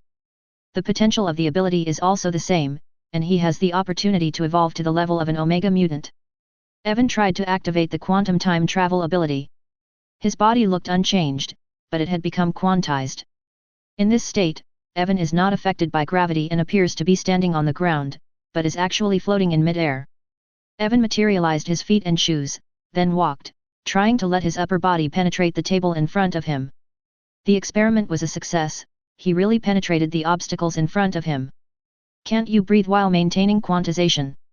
Evan murmured to himself, then looked at Katie, "Can't you breathe while you are quantizing?" Katie nodded, "Yes, so my ability cannot be maintained normally. Once I can't hold my breath, I have to release my ability to breathe." "Then have you ever tried wearing a respirator and quantizing it together?" "Tried, but quantized oxygen cannot be used for breathing." At this time Abigail came over, holding something in the shape of a helmet in her hand. She handed it to Evan's hand and turned away to do her own thing. This helmet is a magical device produced by Abigail. Its function is to allow the wearer to examine himself from a higher dimension. Evan put it on and activated the helmet's system. The next moment, Evan felt that his field of vision was enlarged and he could observe himself from a higher dimension. Under high-dimensional observation, Evan's body is like a walking irregular geometry, and even the internal organs and 267 blood in the body can be seen extremely clearly. Evan took a deep breath, and then activated the quantum calendar. From a high-dimensional perspective, the quantized Evan has infinite possibilities at the same time. He also found that he can act as an observer and collapse his body towards those possibilities from a higher dimensional perspective, exploring himself into a world. The specific results are above. Among the possibilities of Evan's body, one possibility is that he is not here at the moment, but on Xandar. Evan collapses his body in the quantum superposition state toward this result. The next moment, Evan disappeared from the place and appeared in the Xandar Star Corps base camp. It's indeed feasible. Well, this ability is called Prince Reset. Evan quantized again and collapsed his position again. The next moment, he returned to the laboratory below the villa in the public area of the game world. Evan continues testing. He used projection magic to project a sharp sword on his right hand, and with Katie's horrified look on his face, he raised the knife and chopped off his left arm. Then, Evan initiated a quantum reset. He reset his injured self back to his uninjured self. The broken arm on the ground disappeared, and Evan's left arm also recovered at the same time. Chapter 67. When Evan tested the Prince's reset ability, Katie was watching. But to be honest, it's easy to lose your sanity after watching this kind of experiment, because Evan's experiment is too scary. I saw Evan mutilating himself there for a while, turning into a tentacle monster for a while, turning into a swarm of insects for a while, changing from a man to a woman, from a woman to ASE, and from ASE to a full style. Finally it returned to its original appearance. This needs to be paired with a more gloomy scene, I'm afraid it can scare people crazy. But Katie has also seen that Evan's experiment was successful. Quantum ability can really collapse its own superposition state artificially. After the test, Evan took off the helmet and handed it to Katie, come and try it. Okay. Katie couldn't wait to take over the helmet and began to experiment with new uses of her ability under Evan's guidance. Katie quickly became familiar with the quantum reset skill. Evan on the side began to try to perform a quantum reset without using the helmet. It is difficult to achieve this with human ability alone, so it must be coordinated with dimensional magic. Evan knew similar magic, so after only practicing for a moment, he was able to activate quantum reset without wearing any auxiliary equipment. On the side, Katie was having a great time playing with the new ability. When she saw that Evan could quantum reset without any equipment, she asked him, "Can I do it too? What I can do is that I can originally observe myself from a higher dimension. You can't. Can you give me this helmet? That is just a test machine used to test ability. It is a laboratory product. I will later make devices with the same effect but more portable, such as a hairpin-style observer or a glasses-style observer. Can you give me one?" Katie is looking forward to it. This device called a high-dimensional observer is simply the most powerful ability amplifier for her. It's not impossible, but you have to sign a contract. Confidentiality contract. No, it's a labor contract. You want me to work for you? But haven't you already produced the potion that allows people to gain my ability? I should be worthless to you. I don't intend to popularize this potion. In fact, I just developed it for my own use, and will not use it for anyone else. Therefore, this ability will only be mastered by you and me. It will not be used by anyone else. A third person appears. Then I really thank you.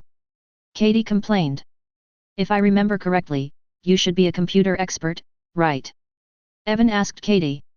In the X-Men series of comics, in addition to being an X-Men, Katie is also a very powerful hacker. She is even better at decoding than mutant. With the help of quantum ability, you can do a series of incredible things. People often say, be careful who comes along the network cable and hits you. If it were Shadowcat, it would be really possible for her to travel along the network cable. My computer skills are indeed pretty good. What do you want me to do for you? Help me with game planning. Hey. Katie was confused. Have you not noticed that the place we are now is not the real world? Ah. Katie was even more confused. Everything here is so real, but now she is told that this is not the real world. How is this possible? Katie, who did not believe in evil, put on the helmet again and looked at herself from a higher dimension. After observing carefully for a few seconds, she gradually discovered clues. This is indeed not the real world, but my body here is a real body. Before Katie could continue to ask questions, Evan told him the truth, this is the imaginary number space. I programmed the virtual world here. The rules of the imaginary number world are the rules of the game. There are public areas where players are active, as well as copies. Katie came to her senses, she was very interested. Do you want me to help you improve the game rules here? That's right. Okay, I'll take this job. Katie agreed without thinking. Evan took advantage of the situation and turned the opponent into a player. A game board appeared in front of Katie. Evan said, "First get familiar with this game world, and then write an improvement report to me." Okay. Katie put down her helmet and left happily. Evan said to Abigail in the laboratory, "Abigail, just make a portable version of the device just now." Okay. Abigail ordered. Not long after, a pair of glasses was made. This pair of glasses has the same function as the previous helmet, but is more portable. Half a day later, Katie came to Evan's home in the common area again, found Evan watching TV in the living room, and handed a report into Evan's hands. This report pointed out many unreasonable aspects in the Marvel superhero game and gave suggestions for improvement. Katie thinks the flow of time here is unreasonable. It's not unreasonable to the players, but it's unreasonable to the game operators. Time dilation in the game world is a great benefit. There is no reason for players to enjoy it for free. They can completely change it to a fee, or simply abandon this function and only exist as a benefit for themselves, not for ordinary players. Katie suggests here that the time flow rate in the public area of the game world is the same as that in the real world, and the time flow rate in the dungeon world is also the same as the real world, but you can pay to expand your personal time in the dungeon to speed up the dungeon strategy. If only Evan wanted to use time dilation benefits, he could design an area that ordinary players cannot enter. Evan thinks it makes sense. In addition, Katie also made more suggestions for game improvements. Evan took a rough look at it and found that everything made sense and not a single one was redundant. It seems that the game world is going to undergo a major upgrade. Are you going to take my advice? That's right. Which one to adopt? All. Then I'm quite honored. Having proved her worth, Katie felt proud. This is your reward. Evan gave the glasses to Katie. Katie took over the glasses and found that the glasses had all the functions of the previous helmet, and she was extremely surprised. Evan, I can use these glasses to reset myself back to my original world, right? The upper limit of your ability is far higher than you think. You can let go of your imagination. In fact, you can not only use quantum reset to travel between the two worlds, but also to travel between the past and the future. Can I go back to the past? Doesn't that mean that when I return to my original world, time travel back to the day I left, and then quantum reset to make myself 13 years old to people over there I am quite have you ever left? Katie was surprised. Her head was spinning very fast, and as soon as Evan said it, she realized that she was truly a genius for being able to do such a thing. Yes. Evan smiled and nodded. Chapter 68. Thanks to a favorite starry sky, Ko Tianzizi, cause and effect. Nirvana. Soul sorrow. It's better to return to the misty ding ding erdong for their monthly votes. Katie jumped up in surprise. I'm going back now. Don't worry. After the game is updated, you can experience it for yourself and help me see if there is anything unreasonable. Then I will go back with you. I am still very interested in the abilities of some of your mutants. You don't want to integrate many variant abilities into one, do you? That's it. According to the routines of film and television literary works, people who usually do this kind of thing will become the final boss without any accident, and the end result will be that they will be killed by the protagonist group. Katie complained. Do you think I look like the final boss? It looks like it now. Evan knocked Katie on the head angrily and said in the midst of the pain, I'm not that ambitious.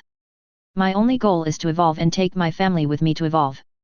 Then your family is really happy. Katie covered her head and said enviously. Evan changed the subject and asked her, do you know Wanda Maximoff and Gwen Stacy? They are my classmates, boss, do you know them too? Well, they are my girlfriends. Katie suddenly showed a dead fish-eye expression. It turns out that this boss is still a playboy, and he actually has two things to do. Katie has met Wanda and Gwen. They are both extremely outstanding girls, both in appearance and academic performance. They are even rated as school beauties by some boring boys. But why can two such excellent people accept having the same boyfriend? I can't figure it out. I can't figure it out. Anyway, if it were Katie, she wouldn't be able to accept her boyfriend riding two boats. Okay, I'm going to update the game soon. You can log off and go back to school first. Okay, I'm leaving. After Katie left, Evan started updating the game. At the same time, all players of Marvel Superhero, whether online or offline, thought of the game system announcement in their minds. The Marvel Superhero game will undergo version upgrade and maintenance. During this period, players will not be able to log into the game. This upgrade maintenance will last for 3 days. The updated content of this version is as follows: 1. Turn off the time dilation effect in the game, and the time flow rate in the game will be in line with the time flow rate in the real world. 2. New trial copy. 3. The DC copy sets entry conditions. Only players who have passed the trial copy test can enter. 4. New copy of Captain America 2, The Winter Soldier. 5. New copy of Avengers 2, Age of Ultron. 6. Fixed several bugs. All players in the game were kicked offline. All players were attracted by this game version update announcement. The cancellation of the time dilation effect function in the game will undoubtedly make all players regretful. This means that the time flow rate in the real world and the game world will remain the same. You will no longer be able to get a longer vacation time in the game world. People like Tony Stark and Stephen Strange can no longer conduct scientific research and practice through the expansion time in the game. Is this the end of the game benefit period? The DC superhero copy is indeed special. In the new version, you actually have to pass a trial to enter. I just don't know how difficult that trial is. Wanda, Gwen, Kayla, Frigga, and others were thinking about the reason why Evan did this. They all had high IQs. After thinking for a moment, they probably figured out something. Evan had cancelled the benefits for all players. But the game expansion area must still exist, but ordinary players cannot enter it. In the future, it will only be a benefit for a few people. Shadowcat Katie, who had just returned to Empire State University, also heard the game announcement. He moves pretty fast. Katie complained. After complaining, she said to herself, I don't know much about Evangelist. Would you like to go find Wanda and Gwen and learn more about Boss Evan from them? She made a decision quickly. It took her some time to find Wanda and Gwen. At the moment, Wanda and Gwen were in a ghost club with a supernatural style, sitting in front of the computer and playing games online, and they were playing World of Warcraft. The name of this society is the Non-Natural Science Research Society. Why is this club called the Ghost Club? Probably because the location of the club room is too remote, and there are only 2 members in the club. The 2 of them were playing games in the club when they heard a knock on the door of the club room. Wanda got up and opened the door, and saw a petite girl with flaxen hair outside the door. She recognized each other because they were in the same class. Classmate Pride, what can I do? Wanda asked the other party. Actually, I am a time traveler from another parallel time and space. I met Evan before. She recognized my identity and knew some things about the world before I traveled. She helped me and recruited me to he works there. He told me some things about you, but I don't know much about him, so I came over to ask you. After listening to Katie's words, Wanda measured her body and said to her, you come in first. Gwen, who was playing games, heard Katie's words, stopped playing games, and looked here. When she saw Katie, her mentality stabilized instantly. Katie is so short and is still in an airport. Evan will definitely not like such a girl, so this girl will not become his and Wanda's love rival. Wanda had similar thoughts. By the way, the other party was actually a time traveler, which aroused the curiosity of Wanda and Gwen. The 2 of them enthusiastically pulled Katie to sit down and began to ask her about what happened before she traveled through time. Katie didn't hide anything, and told the 2 about her world and her story. I have never seen mutants, and mutants do not exist in our world. However, I heard Evan mention that there is also a group of super ability people in our world, called aliens, but I have never seen aliens. Gwen said. The more you know, the more ignorant you will feel.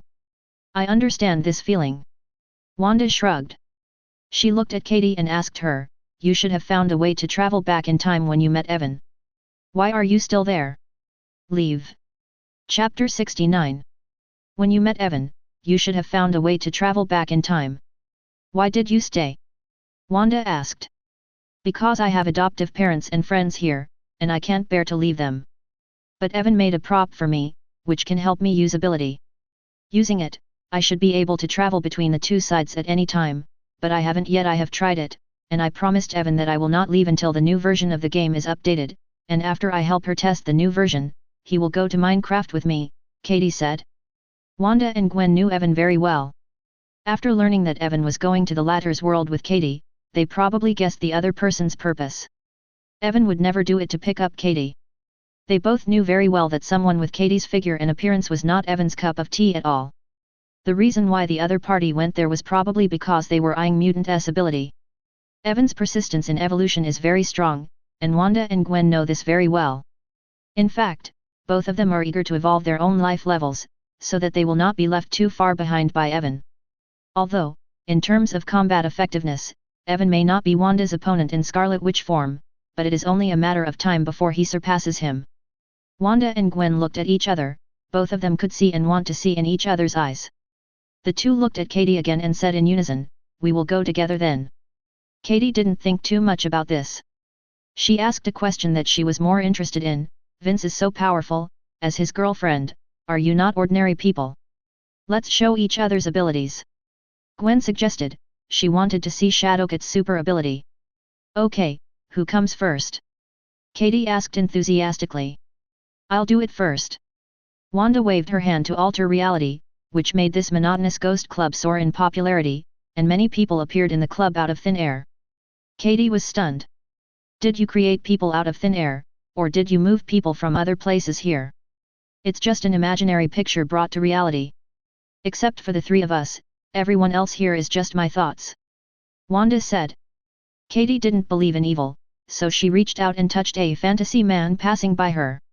After being touched, the imaginary man looked at Katie suspiciously and asked her, "Excuse me, what can I do?" "Not only can you see it, but you can also touch it. This is unscientific." Katie was shocked. Wanda smiled slightly and dispersed ability. All the extra people in the club room disappeared out of thin air, leaving only the three of them. My ability performance is over. Next up is Gwen's performance. The ability that Gwen chose to perform is Deluo Cave. She raised her hand and touched Katie's body. The next moment, their souls left their bodies at the same time and escaped into the world of Yunfu. Not only can the inner scene be used for divination, it is also an ability that allows people to act like the creator in the center of their dreams.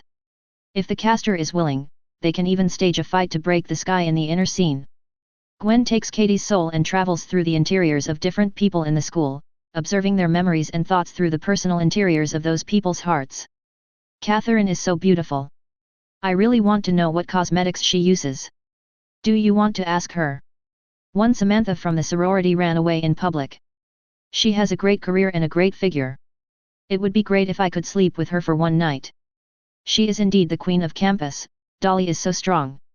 On campus, the voices of different people are heard in the interior scene, and are heard by Gwen and Katie who are traveling through the interior scene. Looking at the constantly changing scenes in the interior, Katie, who is very smart, realized something and immediately said, "We are traveling in the consciousness of different people, right?" "You are right to describe it that way." Gwen nodded. Although the essence is not the same, it is indeed similar in concept. After a while, Katie woke up from her trance and found herself still sitting in the ghost club room. Katie was amazed that someone worthy of being Evan's girlfriend had such powerful abilities. "Now it's my turn. My original ability was to quantize my body, allowing my body to pass through various obstacles. But after Evan gave me these glasses, I can use them to assist in releasing my ability. Do more things like this." Katie is a young person, and young people like to show their excellence to others. However, in the past, even if she had super ability, it was not easy to show it to ordinary people, for fear of being targeted by interested people and being used as a guinea pig. But now, facing Wanda and Gwen, who also have super abilities, Katie has completely let herself go. She proudly showed off her magical super ability to the two of them. Wanda and Gwen were indeed surprised by the magic of Katie's ability. Katie's ability is very similar to Wanda's ability, but not exactly the same. 0. Please give me flowers. Katie can only modify her own reality and choose one of her own superposition possibilities to become reality. Wanda's ability is to modify the reality of the world, and the effect is stronger. What an amazing ability! Although your ability doesn't have much fighting power, your life-saving ability is unparalleled. Gwen was a little envious. Yeah, right? I also think I'm very powerful. I have to thank Evan for this. If I hadn't met him, I wouldn't have known that my ability could still be used like this. After each other's abilities were demonstrated, the relationship between Katie and the two became closer. The three of them sat together and chatted for a long time. During this period, Katie asked a lot about Evan. Through Wanda and Gwen's words, she learned more about Evangelist. Katie knows that Evan is indeed not an ambitious person. If you have to talk about ambition, it is evolution. Evolution is the instinct of every life, you cannot say this is a shortcoming. But in any case, Katie has completely let down her guard against Evan, and plans to work for Evan in the future, because this obviously has a better future.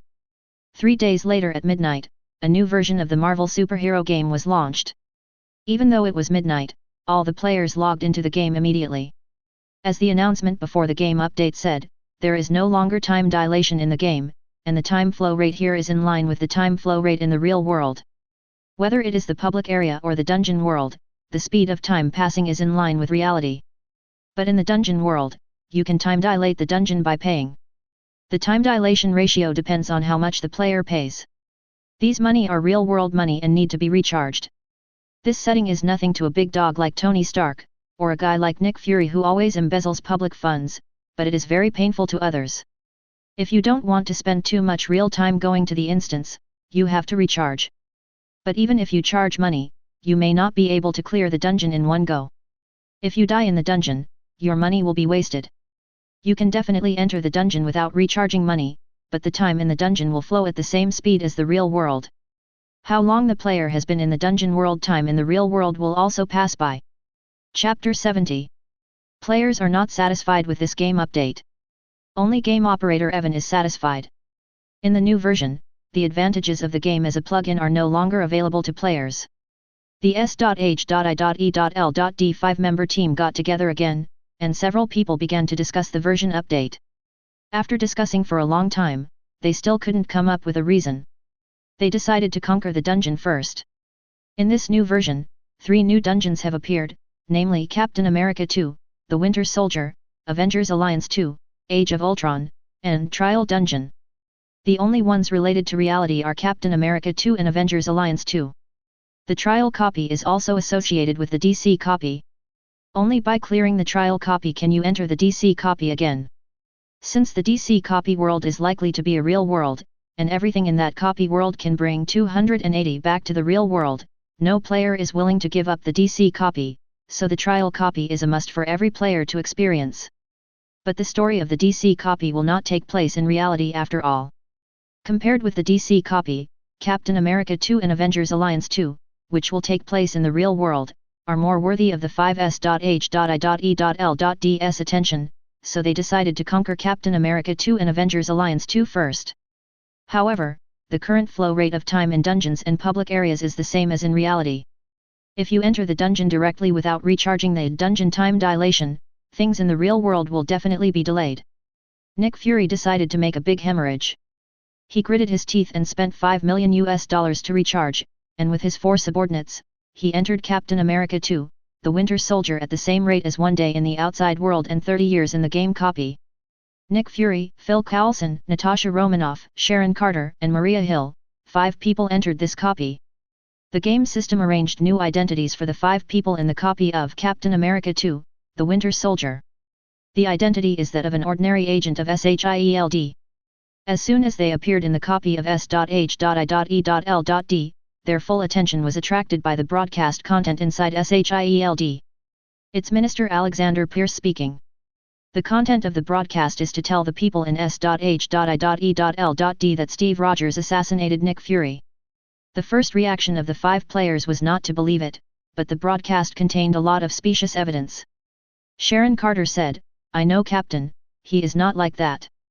Natasha Romanoff also nodded, "Agree, I guess S.H.I.E.L.D at this time has been subverted by the guys undercover here. We can't stay here. We must find the NPC captain. Only in this way can we know the truth." Fury said, "Natasha Romanoff, call your character and ask her if she knows what's going on." "Okay." Natasha Romanoff took out her phone and dialed the NPC's private security number. The call was quickly answered. On the other end of the phone, the voice of the NPC widow came. "Who? It doesn't matter who I am. What's important is that I know that the captain was framed by S.H.I.E.L.D. Now S.H.I.E.L.D is no longer trustworthy. At least there must be something wrong with Alexander Pierce. Romanoff agent, where are you? I need to see you. One side. Natasha Romanoff said to the NPC herself. Sorry, I don't trust you either. The NPC widow refused to meet Natasha Romanoff, but she did not hang up the other party's phone. She waited for the other party to convince her.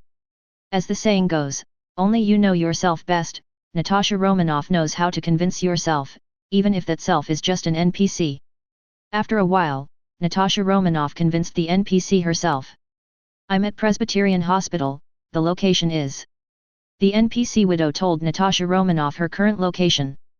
Just wait, I'll be there soon. After Natasha Romanoff finished speaking, she hung up the phone. The 5 players of S.H.I.E.L.D teamed up, left S.H.I.E.L.D in this game, and went to the Presbyterian Hospital, where they found the NPC widow's sister. The NPC widow looked at the 5 people warily. The identities of the 5 people in the game are different from those in the real world, and their appearances are also different in the eyes of NPCs in the game world, so the NPC widow cannot recognize the identities of these 5 people. Natasha Romanoff took a step forward and said to the NPC widow, before, it was me who called you. Now, like you, we don't know who to trust. We just want to know what happened. The NPC widow's sister was extremely wary of a few people, and just said, you told me on the phone before that Alexander Pierce had a problem, is it true? I can't give you a definite answer. I only know that he ordered the arrest of the captain and said that the captain killed director Nick Fury. The NPC widow shook her head, it can't be the captain's. When Fury was assassinated, he escaped successfully. He fled to the captain's house. At that time, Sharon Carter was monitoring and protecting the captain. When Fury was shot at the captain's house, Sharon Carter she was next door and rushed over as soon as she heard the gunfire. When she saw Fury who was shot in the chest, she analyzed that the ballistics came from the tall building outside the window, and the captain was in the room at the time, so it was impossible for him to do it. Hearing what the NPC widow said, the 5 of them breathed a sigh of relief. Although they didn't believe it was Captain America who did it, what if? Fortunately, that is not the case. Natasha Romanoff said to the NPC herself, there must be a problem within S.H.I.E.L.D. Agent Romanoff.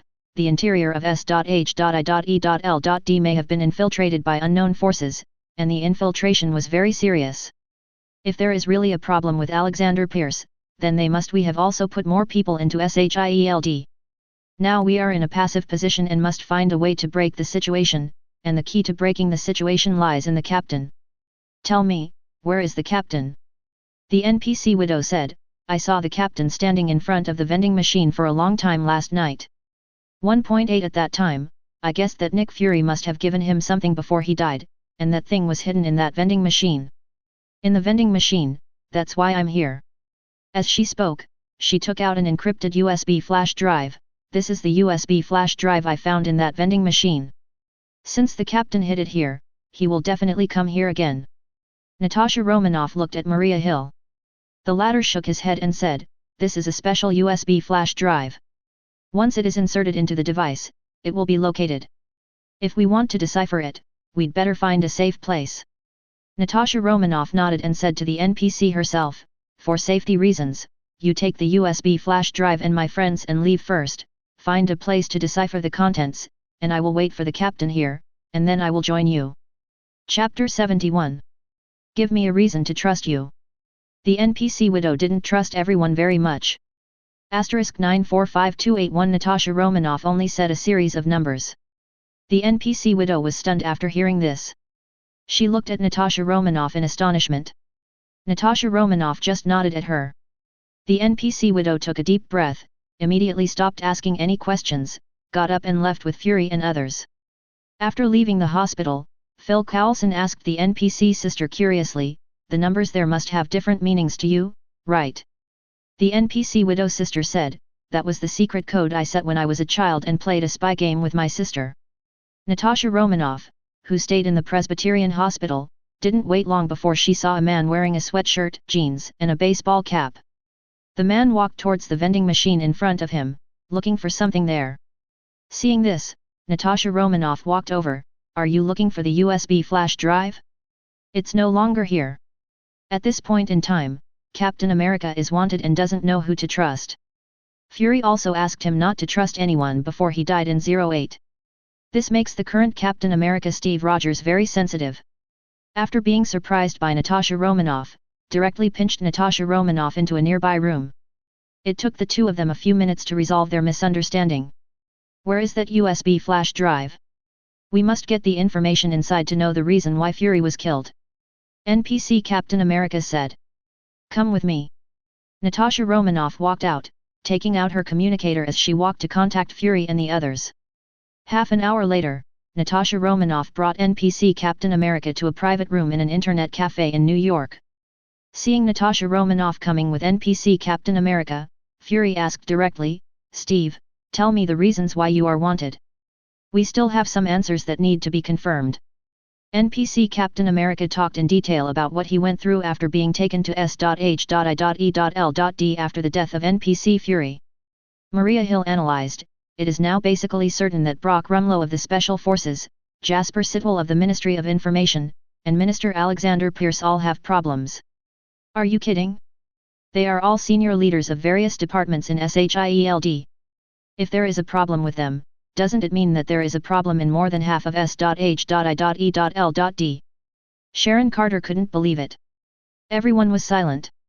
Not to mention the silence of NPC Widow Sister and NPC Captain America, the 5 players of S.H.I.E.L.D have all realized that there is really a big problem in S.H.I.E.L.D, and it is a huge problem, almost hopeless.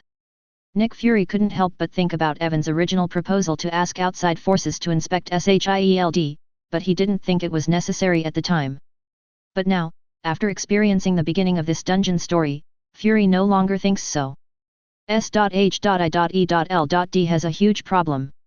This is not just a problem with S.H.I.E.L.D in the game world. I am afraid that S.H.I.E.L.D in the real world also has the same problem. You must know that this game is mirroring reality. But it's not too late to know now. They are not in a hurry to return to reality to solve the problem. They still need to figure out what the problem is from the dungeon world. In the subsequent dungeon experience, the S.H.I.E.L.D. 5 gradually learned who the culprits were and their purpose.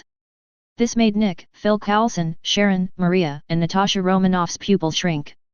Unexpectedly, the Hydra organization was not dead, but also reverse-infiltrated S.H.I.E.L.D, and the infiltration was very serious.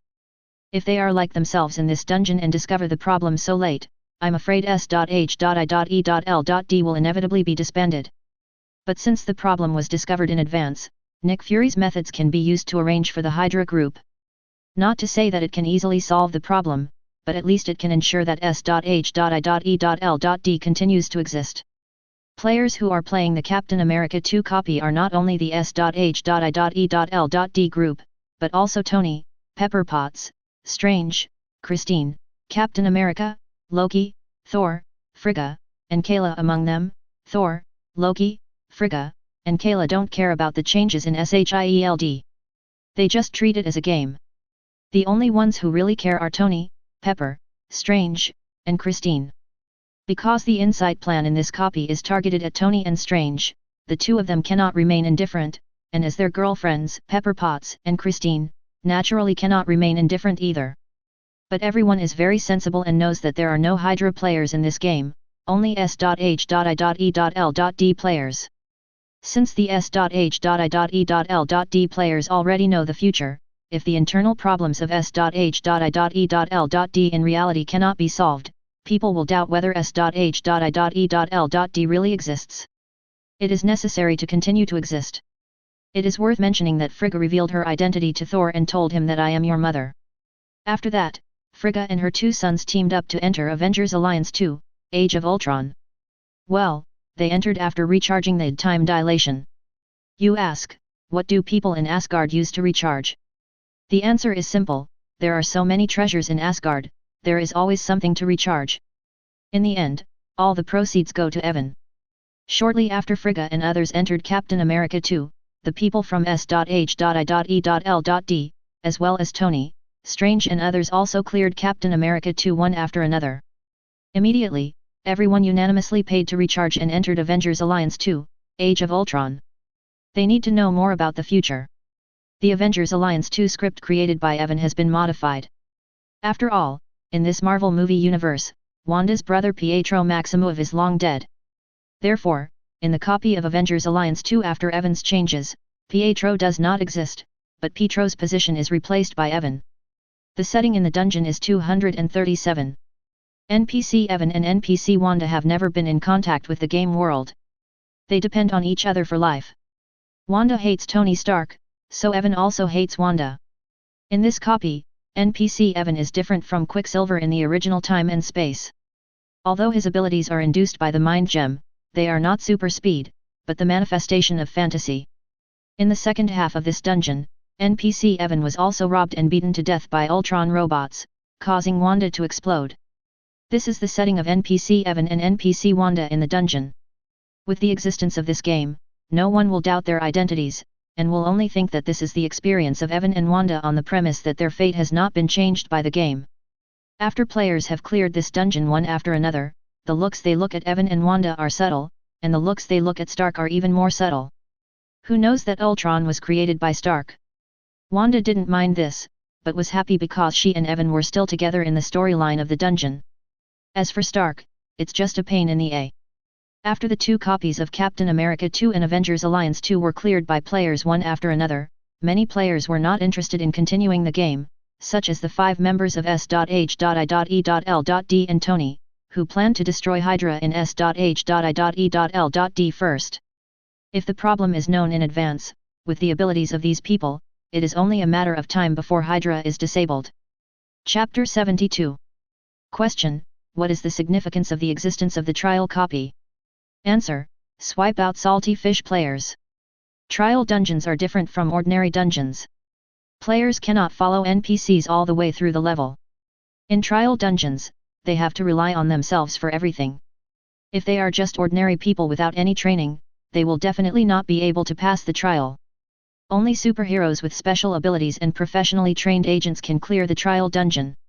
With the existence of trial dungeons, ordinary people like Christine Palmer and Pepper Potts can be wiped out. Shadowcat stayed with Evan.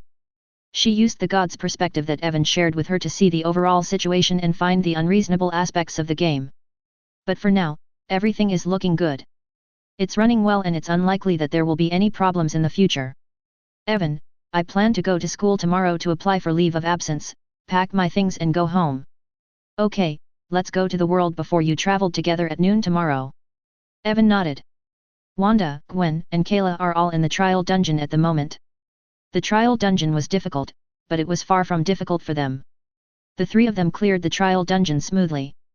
The 3 of them cleared the level at about the same speed. They successively exited the dungeon and returned to their homes in the public area.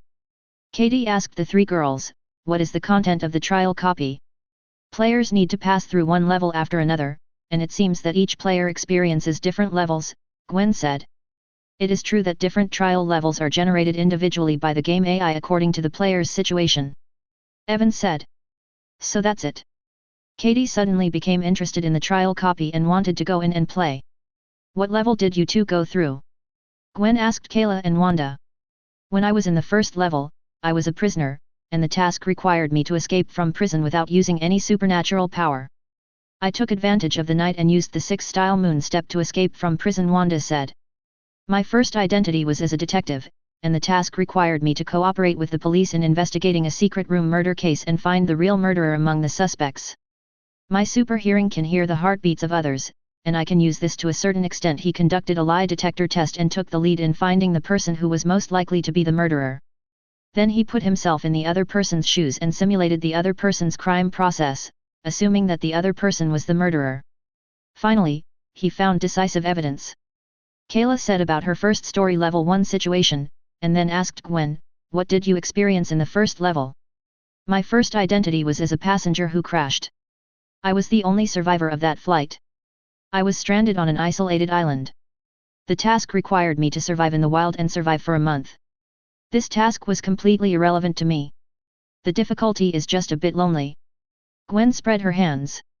Gwen, who has mastered the power of magic, has learned the secondary creation technique from Evan. Although this magic cannot create things that are mysterious or too large, it is more than enough to create food and water out of thin air. In fact, if this level did not require her to survive in the wild, Gwen could escape from the island and return to the civilized world with a portal magic. What's your second level? Katie was curious. It was still Wanda who spoke first. In the second level, the NPCs and I went to explore an apartment in the desert that was said to be haunted. I stayed there with several NPCs. The mission required us to spend one night there. When I first entered, I had a perception that there was something evil there. Spirit, cast a spell to purify it. I have never seen an evil spirit in my whole life. Gwen was surprised.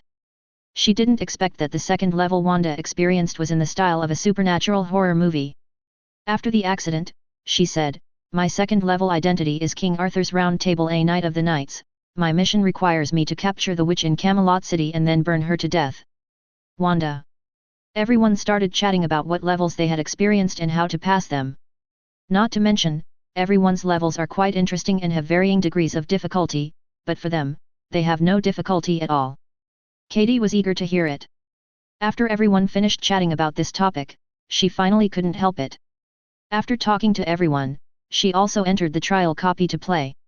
Tomorrow at noon, let's go to the world before Katie traveled through time. Evan talked about this matter with the three girls. Wanda and Gwen had no objection, but Kayla shook her head regretfully. I'm afraid I don't have time during the day, so you go ahead. The next day, morning. Katie went to school to apply for leave of absence. Wanda and Gwen went to school.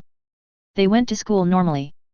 Kayla returned to DC Earth 38 and went to work at Kate International Media Company there. It is worth mentioning that Evan and Kayla's daughter Laura was taken to the Supernatural Investigation Bureau by Kayla's sister Alex because of her unique ability. Now Laura is considered a member of the Supernatural Investigation Bureau. A special talent, deeply appreciated by director Hank Hung-Seo, actually Martian Manhunter. Marvel Movie Universe, S.H.I.E.L.D, Nick Fury and others began to target Hydra lurking in S.H.I.E.L.D. Fury contacted Tony Stark, opened the network port to the other party, and allowed Stark to access S.H.I.E.L.D's intranet to monitor and listen to everyone's equipment to analyze and determine who is one of S.H.I.E.L.D and who is Hydra. After confirming the identity of everyone, they can then carry out a thunder strike. Evan stood on the beach in front of the villa in the public area of the game world, doing his usual morning exercises. While doing morning exercises, Evan is also developing the princely ability. He feels that this ability still has great potential that can be tapped. Since quantum reset can allow people to travel through time, or even through parallel time and space, is it possible to specifically develop an ability similar to parallel world observation? It seems that it is difficult to do this with this super ability alone, so Evan used perception magic to assist when developing ability. Gradually, he really did it. Staying in the game world, he, Li Liahao, has been able to observe outside the game world without leaving home, such as the Marvel Movie Universe, as well as DC Earth and DC Earth Level 38, which are also connected to the game world. It's just that this observation perspective is not a wide area God's perspective, but more like the perspective of the human eye. It can only observe one place at the same time, and the range of observation is not large. However, this perspective can move, and there is no upper limit to the movement speed, but it is very difficult. Good control. Evan tried to move the perspective to Empire State University in the Marvel Movie Universe, and easily observed Wanda and Gwen taking classes there. Gwen didn't notice Evan's gaze, but Wanda did. Wanda raised her head in confusion and looked in the direction of the line of sight, but there was nothing there. Evan looked away. It seems that the prince's observation ability also has drawbacks. It will be noticed by people with stronger perception. Evan muttered to himself. Chapter 73. Quantum Observation Ability, able to observe the space and time related to the world where Evan is currently located. When Evan is in the game world, he can observe the Marvel Movie Universe, DC Earth and DC Earth 38, because these three places are related to the game world. If he is in the Marvel Movie Universe and conducts quantum observations from there, can he observe the entire multi-universe related to the concept of Marvel Universe? Evan plans to try it. After his morning exercise, he went to the bathroom to take a shower, changed into new clothes, and then left the game world and went to his own villa in the Marvel Movie Universe. Speaking of which, Evan's battleship has been left gathering dust on the coffee table here. The battleship has shrunk and looks like a slap file size model toy. In order to avoid losing it, Evan took advantage of this return to put the battleship into his storage space. Evan sat on the sofa, closed his eyes and started quantum observation again. Just as he had guessed before, when he was here, he could indeed observe many corners of the Marvel multi-universe. However, there are many parallel time and spaces in Marvel. Evan's quantum perspective can only observe one place at the same time, and cannot observe all places at the same time from the God's perspective. He tried to move his perspective to one of the parallel times and spaces. Not long after, 027 discovered a lot of places in that parallel time and space that were different from here. Over there is the Illuminati universe, which is the universe where the Giving Society who was killed by Wanda in the movie is located. There are mutants, Inhumans, Fantastic Four, Camartage, but no Avengers. Remember that the number of this universe is 838. Evan withdrew his quantum gaze and turned to look at another Marvel universe. What he saw this time was the old version of the Fantastic Four movie universe, where there were only the Fantastic Four. Afterwards, Evan continued to observe, and he successively found the 616 comic universe, the 1610 Ultimate Universe, the 688B Sony Marvel Universe, the TRN 565 Real Universe, the X-Men Movie Universe, the Blade Warrior Movie Universe. And, there is a Marvel Movie Universe without Evan's intrusion and Pietro Maximoff's death. TVA seems to exist in this universe. The above are all things that Evan is familiar with, and those that he is not familiar with have been observed more. I have to say that this quantum observation ability is really useful. You can simply peek into the world without leaving home. The upper limit of the ability, OB, is extremely high, but being able to see the entire multi-universe is the limit, and you can't see the multi-universe yet. The omnipotent universe outside the universe. Evan turned his attention to quantum observation to the X-Men movie universe, which is the world he is about to go to later. In that world, except that S.H.I.E.L.D no longer traveled through time, everything was pretty much the same as in the movie. Over there, the stories of the X-Men prequel series and the main series have ended.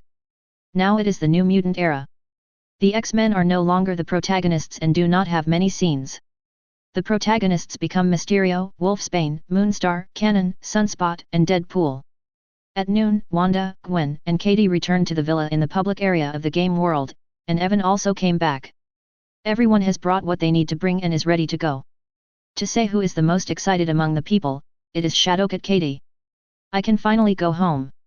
Now that everything is ready, let's go. Evan waved his hand and led the three beauties to initiate quantum reset.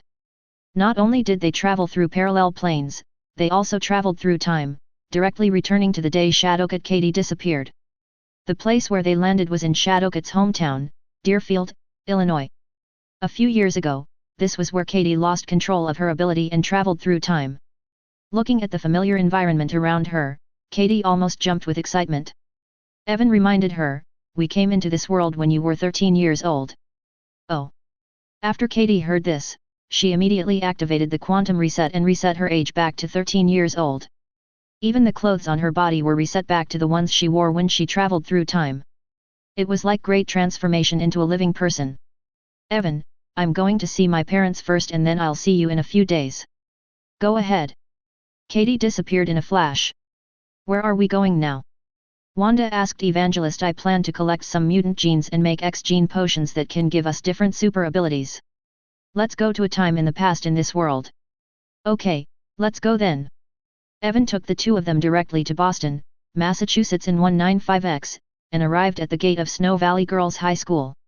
This is Snow Valley High School for girls in Boston, Massachusetts in 195X. At this time, there was a mutant who went to school here. Her name was Emma Frost. Ability is telepathy and body diamondization. Since this is a girls' school, the task of obtaining her DNA is left to you two. You can contact each other appropriately and find opportunities to visit her home. Her older sister and younger sister are also mutants. What is her sister's ability?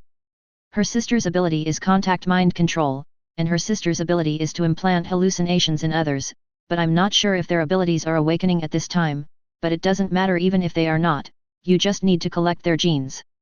Leave it to us. Wanda nodded. Evan was separated from the two women. He used quantum reset, and the next moment he appeared at the manor of Charles Xavier's family in Westchester County, New York, where he found Professor X and Mystique. Evan did not show up to meet them, but quietly took away a piece of hair from each of them and left. After that, Evan found Magneto, Red Devil, S.H.I.E.L.D, Riptide, and Shockwave, and quietly collected their DNA.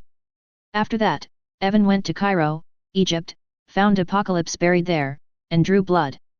After doing all this, Evan returned to the game world alone and handed these genetic samples to Abigail so that she could use her own technology to produce X-gene medicine. Abigail played the role of a tool very well, and it took a whole day to complete the production of the relevant X-gene medicine. Evan first used his own time projection to test the effects of the potions. After confirming that there was no problem, he injected himself with all the potions. Evan, who has gained many mutant abilities, feels the burden of his own genes. At this time, you should digest and adapt to these abilities. Only after you have fully adapted to them can you continue to inject other X-gene drugs.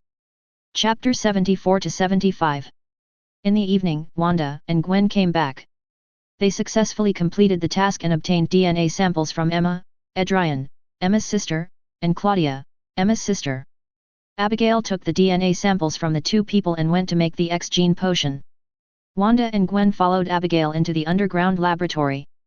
They saw that there were many X-gene medicines stored in the laboratory, with labels on them. The labels stated which super abilities these medicines corresponded to.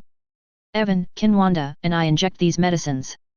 Gwen asked Evan, who was adjusting to ability. Yes, but don't inject too many types of injections at one time, as that will put a huge burden on the body. Evan reminded the two of them. They both looked very excited when they learned that they could also get injections. There are so many kinds of abilities, they have to choose carefully. First of all, the two of them chose the Shadowcat gene potion by coincidence. They had seen this ability from Katie and Evan and knew the magic of this ability. After that, Wanda chose the Apocalypse gene potion, and Gwen chose the Emma gene potion. They were injected one after another and gained a lot of super abilities, but at the same time they also felt the genetic burden that Evan said, but it was not particularly serious. It seemed that they could continue to inject. However, to be on the safe side, they did not continue and began to adapt to the newly acquired abilities. Ability. Time gradually passed one night.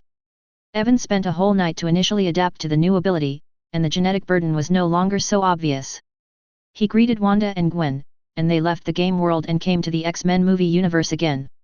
The time of their arrival this time was 3 days after Katie returned. Katie has left her hometown and went to Charles' mutant school. Not long after the three of them arrived, they received a message from Katie. The other party sent the message to the three of them through the friend function on the game panel. In the message, Katie told the three of them that she went to Xavier Youth School. The three of them played in this world for half a month. During this period, Katie took them to many places. They also visited the Xavier Youth School and collected a lot of mutant genes. They don't return until they've had enough fun. S.H.I.E.L.D is clean. Under the operation of Nick Fury and others, the Hydra molecules in S.H.I.E.L.D were successively eradicated. The number of Hydra undercover agents eradicated accounts for half of the staff of S.H.I.E.L.D headquarters. This cut S.H.I.E.L.D's strength in half. Fortunately, everything is being done secretly, and people outside don't know that something happened in S.H.I.E.L.D. From the official point of view of various countries, S.H.I.E.L.D is still the same S.H.I.E.L.D. Only the hidden Hydra members know that all the Hydra members who were undercover in S.H.I.E.L.D have been arrested. This made Hydra elements all over the world very uneasy, and they had to give up their current identities and hide in other identities, just because they were worried about what S.H.I.E.L.D would interrogate from those captured and implicate them. Nick Fury finally breathed a sigh of relief after purifying the internal environment of S.H.I.E.L.D. After this incident, Fury went to see Tony Stark alone. The main purpose was to warn Tony Stark not to seek death in developing Ultron. Knowing that Ultron would go out of control, Tony Stark would naturally not develop that thing, and there was no need for Fury to remind him. In the game world, players have cleared the trial dungeon one after another. Only Pepper and Christine can't survive this dungeon. There is nothing they can do about it. Who made the trial dungeon so difficult? This so-called trial is simply not possible. It is not prepared for ordinary people like them.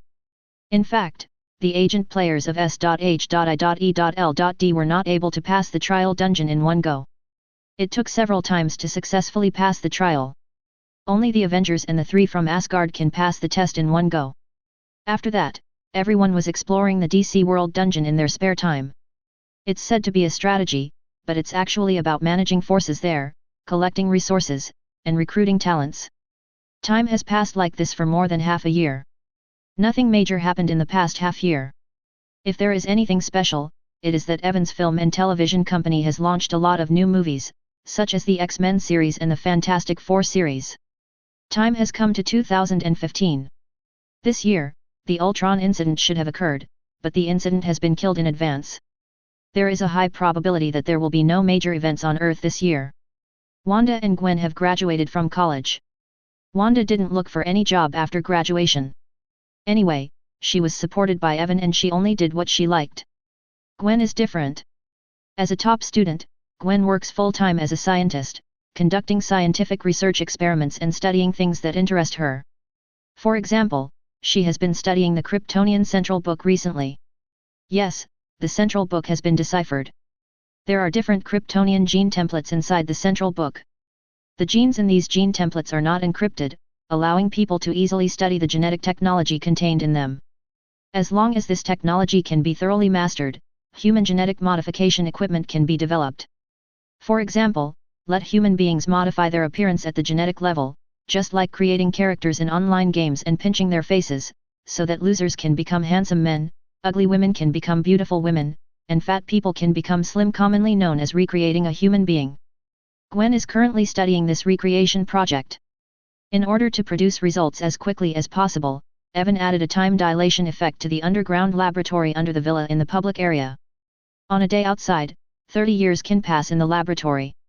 It is estimated that with a few days from the outside world, Gwen's research will produce results. It is worth mentioning that Wanda and Gwen already knew that Kayla gave birth to a child for Evan, but in terms of claims, it was after that event, not before. After clearing Laura's identity, Evan took advantage of the situation and made Laura a player. Laura would come over from time to play with her father and two little mothers. Regarding Laura, Wanda and Gwen were surprised when they first met her, but then they adapted to her existence. They also regarded Laura as their daughter, although the daughter looked about the same age as them. Big, somewhat strange. On this day, Evan took the time to tag a few new players, namely Peter Parker, Yelena Belova, and Avengers Hawkeye Clint Barton and Falcon Sam Wilson.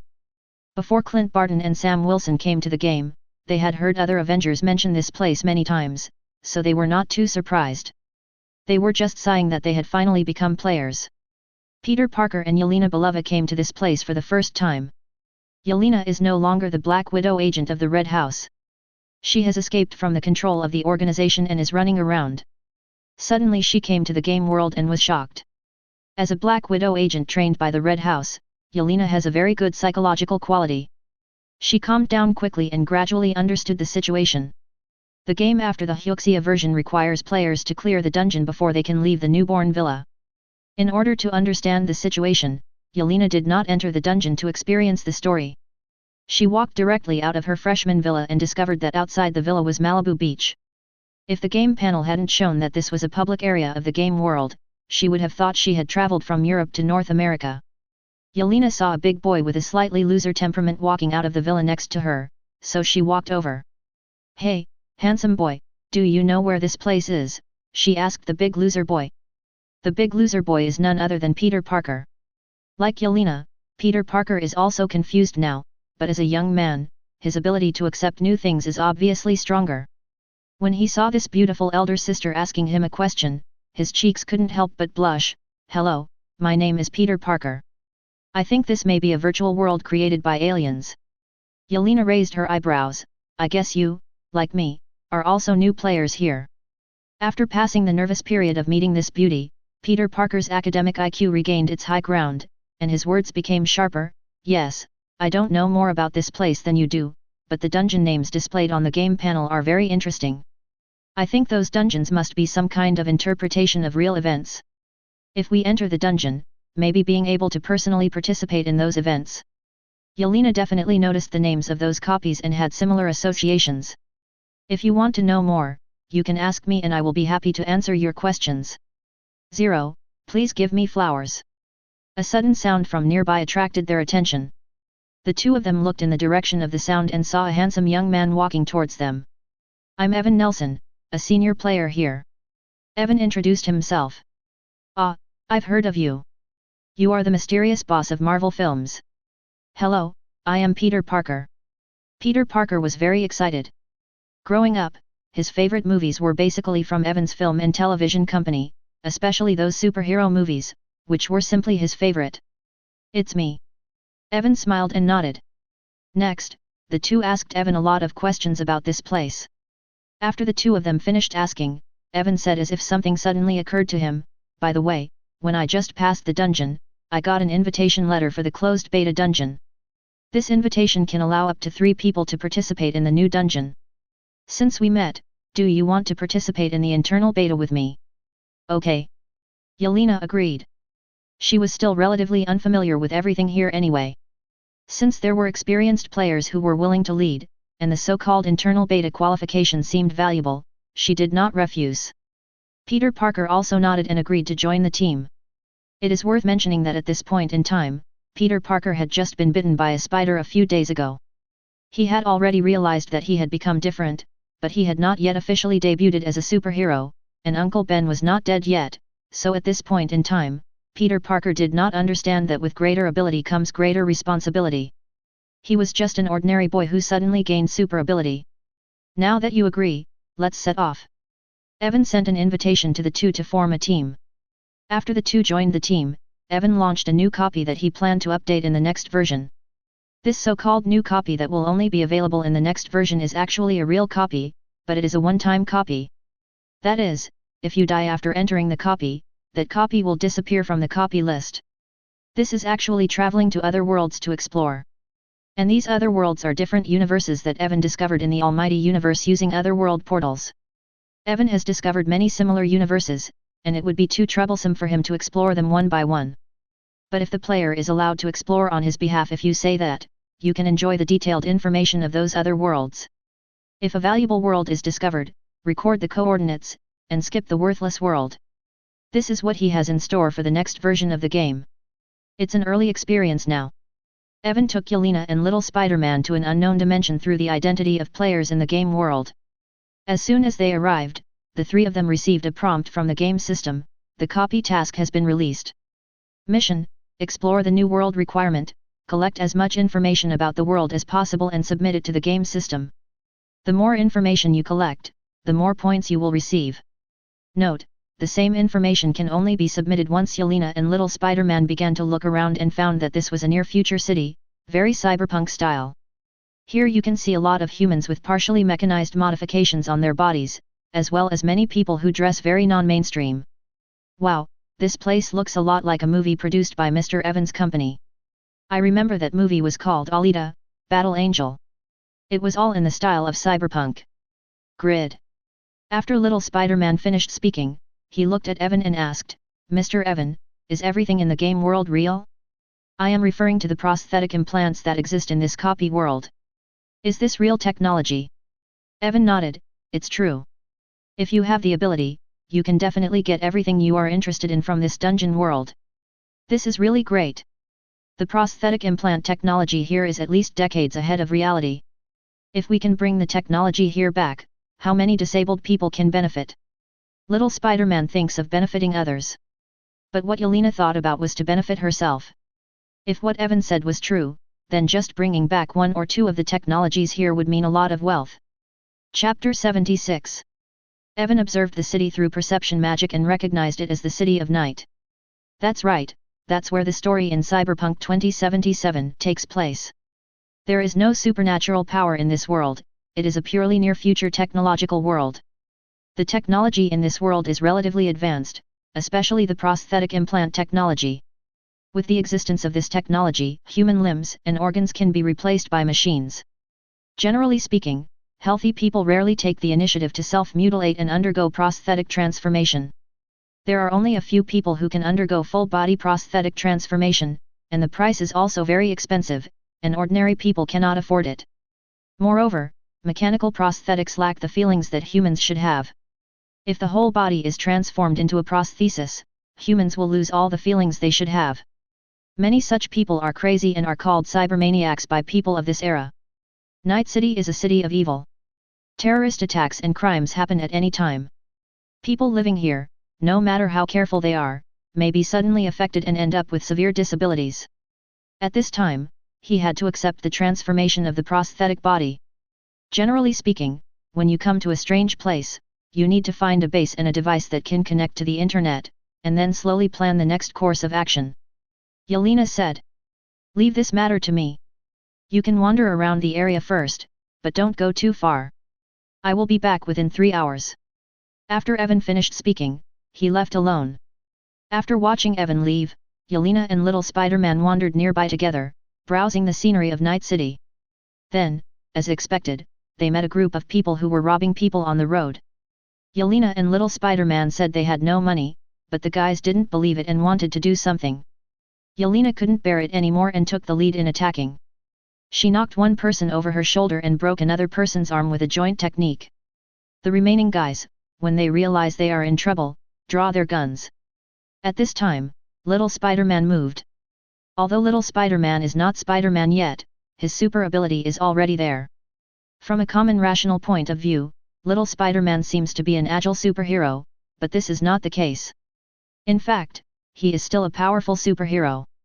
Although little Spider-Man is not yet at his peak, he still has tons of strength. Within 10 seconds after little Spider-Man took action, none of the gang of robbers could remain standing. Yelena was surprised by little Spider-Man's strength and speed. This is already in the category of super ability. Little handsome boy, I didn't expect you to be quite powerful. Little Spider-Man scratched his head in embarrassment. Although he was shy, he was able to pretend to be sexy in front of a beautiful woman and was praised by the other party. Little Spider-Man's vanity was satisfied. Yelena knelt down and found several pistols and a few small bills from the robbers, and put them away one by one. Ignoring this episode, the two continued to hang out. We encountered a robbery incident in broad daylight, but the passers-by around us seemed not surprised. This shows that similar things happen often in this city. It seems that this is a sinful city, and we are here. It's better to be careful. Don't worry, Miss Belova, I will definitely protect you, little Spider-Man assured, patting his chest. You are quite chivalrous. The two wandered around for a while, then returned to the place where they first came, waiting for Evan. Before long, I saw Evan walking from a distance carrying a handbag. I settled our identity issue, and also found a kind person to borrow some money. Let's go first, let's find a place to live. Evan led the two of them to a hotel not far away. Yelena, who was following him, looked at Evan in surprise. The other party can easily obtain identity and money in this unfamiliar place. He seems to be a very capable guy. The identity of the other party in reality is definitely not simple. The three checked into the hotel. After entering the room, Evan took out 3 tablet devices from his handbag and handed 2 of them to Yelena and little Spider-Man. This tablet was also sponsored by a kind person. Although it is not an advanced thing, but it can be used. Yelena thought to herself, the good Samaritan you mentioned shouldn't have been robbed by you. She took the tablet from Evan and found that this thing was quite advanced, with a CPU clocked at 10 GHz, 128 GB of memory, and 1024 TB of storage. It even had an integrated graphics card, and the visual performance was more than 10 times better than the 4090 graphics card. Is this thing really a tablet? It is indeed the technology of the near future era. A mere tablet has such a configuration. At the same time that the configuration is good, the battery life is also very good. The battery capacity above shows that this thing can continue to run for 21 days, and Jing-K will tell you.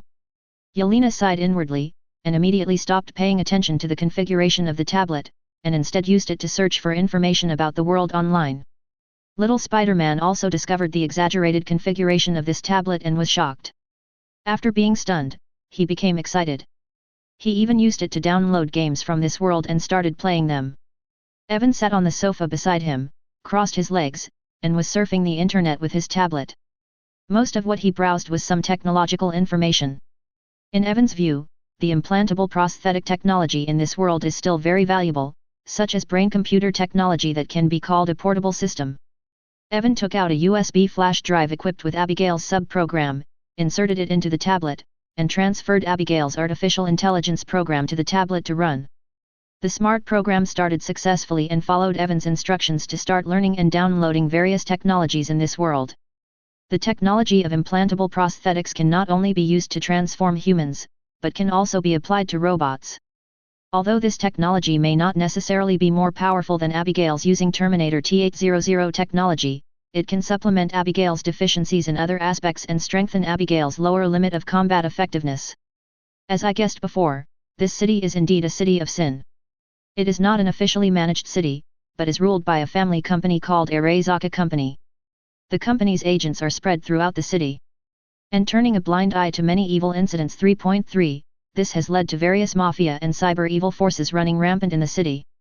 According to statistics, the number of abnormal deaths in the city every day is as high as 1,000, injured and newly emerged disabled people it is 3 times that number. Yelena told the information she found. Little Spider-Man was stunned. So many people die every day, why are there still so many people living in the city? Little Spider-Man was puzzled. There are many people who can't live in this world, and Night City is one of the best places for those who can't live. Although it is dark, it is also the place where the dream of Country M is easiest to realize. The poor are here. There are many cases of getting rich overnight. Every day there are many outsiders, constantly replenishing the population here. No matter how many people die in the city, the total population will only be a lot more. Yelena said with emotion. Chapter 77. Cyberpunk 2077. Night City. The time is 2062. Afternoon. Yelena is ready to go out. Little Spider-Man asked her where she was going. Yelena just said she was going out for a walk. In fact, she was planning to apply for a job at Arezaka Company. He had found a lot of information through the internet before. In Night City, only the technology mastered by Arezaka Company was available. The highest degree. There are also some unreliable rumors on the internet, saying that Saburo Arezaka of Arezaka Company has been pursuing cyber immortality and has achieved certain results. Today, Saburo Arezaka is 146 years old. Yelena decided to become a commercial spy, sneaking into Arezaka Company and stealing their cutting-edge technology. As a top agent from the Red House, Yelena is confident to go undercover and obtain their technical information, but this may require a period of lurking. After Yelena left, Little Spider-Man was a little at a loss. He asked Evan, "Mr. Evan, what should we do now?" According to the game panel, the time flow rate in this replica world is 365 times that of our world. In other words, if we live here for 1 year, only 1 day will pass in the world we come from. In other words, 08, we will have enough time to explore here. Don't you really want to bring back the prosthetic implant technology to benefit the disabled? Then work hard in this direction. Evan encouraged Little Spider-Man casually. Heroes need to grow up. I believe that Little Spider-Man can mature during this time in Cyberpunk 2077, so that Uncle Ben's death should be avoided. Evan is still very optimistic about Little Spider-Man. It is worth mentioning that the difference in time flow rate between this world and the Marvel world is not the result of game system adjustment, but that the time flow rate in this world is very fast. Little Spider-Man nodded seriously, "I know what to do." With his goal in mind, Little Spider-Man began to use that very advanced tablet computer to surf the internet, looking for a place where he could learn technology. There are some professional technical training schools in Night City, including a training center for prosthetic implant technology. The concept of these places is very similar to a technical school in a certain country. Those schools have no academic requirements, the only requirement is money. The truth is, create happiness with heart and learn NMB without money. Little Spider-Man has no money. He is a pauper whether in the real world or in the replica world. Throughout Little Spider-Man's life, he is either going bankrupt or on the road to bankruptcy. If Little Spider-Man can get out of poverty and become rich, he may live forever. Evan saw Little Spider-Man's embarrassment, so he kindly sponsored him with a sum of money. The money is not too much or too little, and Little Spider-Man pays his tuition. There is no need to give too much money. Give too much, and Little Spider-Man might become corrupted. You know, in Night City, certain color industries are very developed. What if Little Spider-Man can't stand the temptation and falls? So just give me some tuition money and let Little Spider-Man continue to be poor. A poor Little Spider-Man is a complete Little Spider-Man. Evan took time out to accompany Little Spider-Man to a school in Night City to register, went through the admission procedures for him, and paid the tuition. From now on, Little Spider-Man will be a day student here. He goes to school here during the day and goes back to Evan's place at night. The two places are not far apart, only a 20-minute walk. As a top student, little Spider-Man's ability to learn is still very strong. In addition, he has a good attitude towards learning. I believe that it won't be long before little Spider-Man can become a technical engineer with implantable prosthetics. After settling this matter, Evan left Night City and went to the suburban town of Laguna Bend. Recently, the town of Laguna Bend and the surrounding area were acquired by NC_Damco, Limited to convert the area into a reservoir. NC_Damco, Limited requires residents here to relocate or they will be flooded. The demolition fees they paid to the residents here were not much, and many people were unwilling to move and began to hold demonstrations. NC_Damco, Limited is not a good person. They have private mercenaries. Those who are unwilling to move out and make troubles are all secretly dealt with by them. Today, although there are still demonstrations in the town of Laguna Bend, they only dare to march to express their dissatisfaction. When Evan came here, what he saw was a massive parade. There are also reporters interviewing and reporting on the happenings here. Evan saw 3 people in the parade. One is his target, an 11-year-old girl, and the other 2 are the other person's grandfather and grandmother. That little girl is a character in the Cyberpunk 2077 story, named Judy Alvarez. Judy's past was mentioned in the story background of that game, and the content is roughly as follows. Judy Alvarez was born in Laguna Day, a small town on the outskirts of Night City, and was raised by her grandparents. In 2062, when NC_Damco acquired the area near Laguna Bend in order to convert it into a reservoir, residents were forced to evacuate the town because the town would be flooded. Judy and her grandparents moved into an apartment in Night City, but after 2 years the grandparents left and moved further north, while Judy stayed and made it her own apartment. She ended up working at the Ritz bar as a Mutuo technician and editor. When players first came into contact with Mutuo in the game, Judy Alvarez was debugging the equipment and guiding it. It is now 2062, and Judy is only an 11 or 12-year-old girl. If history does not change, Judy will move to Night City with her grandparents soon. When Evan played that game in his previous life, his favorite female character was Judy. She was a very charming girl and a righteous girl. Due to various experiences in childhood, Judy grew up to be a simple, kind, and emotional person who lacked love. She hated evil people to the bone, stabbed her friends and found it difficult to trust strangers.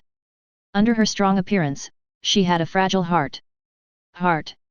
Now that he has come to this world and this era, Evan definitely wants to get in touch with the 11-year-old little Judy, and by the way, he will be raised as a Lolita. Evan took the initiative to get to know Judy and her grandparents, and invited the 3 of them to a nearby restaurant for dinner. During the meal, Evan started to cheat and said, "Judy, you look a lot like my late sister." In order to prove this lie, Evan took out his mobile phone, called up the photo album on his mobile phone and showed it to a few people. In fact, he quietly released the illusion on several people. The photos that the master saw on his mobile phone were what Evan let them see. Hallucination. In the hallucination, the photo displayed on the phone was of a girl who looked very similar to Judy but was slightly older. This girl was standing with Evan in the sun, smiling brightly. After the 3 of them finished reading, Evan put away his phone and said to the 3 of them, "Such a thing happened in the town of Laguna Bend. It is no longer possible to live in it. If you are willing, I can help and send you to Jersey City. The security there is very good, at least better than Night City. I can decide to give you a villa and let you live there. Are you helping us just because Judy looks like your late sister?" Judy's grandfather asked Evangelist. "Yes, I had a very good relationship with my sister. Her death brought me great regret. I thought I would never recover until I passed by here today and saw Judy. If possible, I would like to adopt Judy. Let her be my sister, and I promise to give her a better life." Evan's lies came out of his mouth as if they were true. But he didn't lie about how he could make Judy live a better life. Chapter 78. Judy didn't want to leave her grandparents, so she shook her head and refused. But her grandparents had to think about Judy's future. "Obviously, Mr. Evan in front of me is a good person to entrust." The 2 looked at each other and already made their choice in their hearts. With Evan's help, Judy's family received demolition and resettlement funds from NC_Damco, Limited. Afterwards, Evan drove and took Judy's family out of Laguna Bend and headed to Jersey City. Where did Evan's car come from, you ask? He had several in his dark pocket. Arriving in Jersey City, Evan spent money to buy a quite spacious villa here and gave the villa to Judy, who was still only 11 years old. "What?" you asked Evan where the money came from? He has so many abilities, especially the psychic ability. Isn't it easy to get some money? Judy's grandfather and grandmother moved in here. Evan helped them move and stayed here for another night until the next morning. Evan said goodbye to Judy's grandparents and drove Judy out of New York. How should I call you from now on, brother? From now on, you are my sister. Should I change my last name? Need not. That's good. Judy didn't want to change her surname. She liked her current surname. She asked again, where are we going? To Night City. I heard that the security in Night City is very poor. It's quite bad, but you don't have to worry. When you get there, I will give you something to protect yourself. It feels like I sold myself to you. Judy complained. Then you have to be careful, maybe I will really sell you to a custom place. My value is not worth the villa you gave me. Judy is a very smart girl and was not frightened by Evan's words. I still don't know your specific identity and what you do. Yes, what does your family do? If you adopt me, will your family agree? You will gradually learn about me in the future. At 9 a.m. that day, Evan took Judy back to Night City. He did not take Judy to the hotel, but bought a villa near the hotel. Then he used the friend function of the Marvel game to tell Peter Parker and Yelena the address. This will be our home for a while in the future, Evan said. I thought you had a place to live here, instead of taking me to buy a new house. You could easily have some bad associations with me. For example. Evan didn't read Judy's mind. He wanted to know what the other party was thinking of. Perhaps your identity is very special and needs to be kept secret. Or maybe you are the illegitimate son of a big family and your identity must be kept secret, otherwise you will be in danger. Your idea is interesting, but neither of your guesses is the right answer. Then you are the gangster.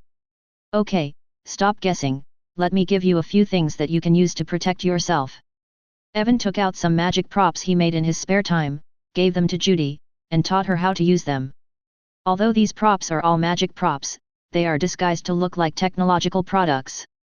For example, one of them looks like a mechanical watch and has the function of a watch, but its real function is to be a prop that can automatically divine fortune-telling and form a magic shield. The essence of automatic divination is to predict danger. When this mechanical watch predicts that danger will come, it will trigger the magic shield function and automatically form a magic shield around Judy. There are many similar props.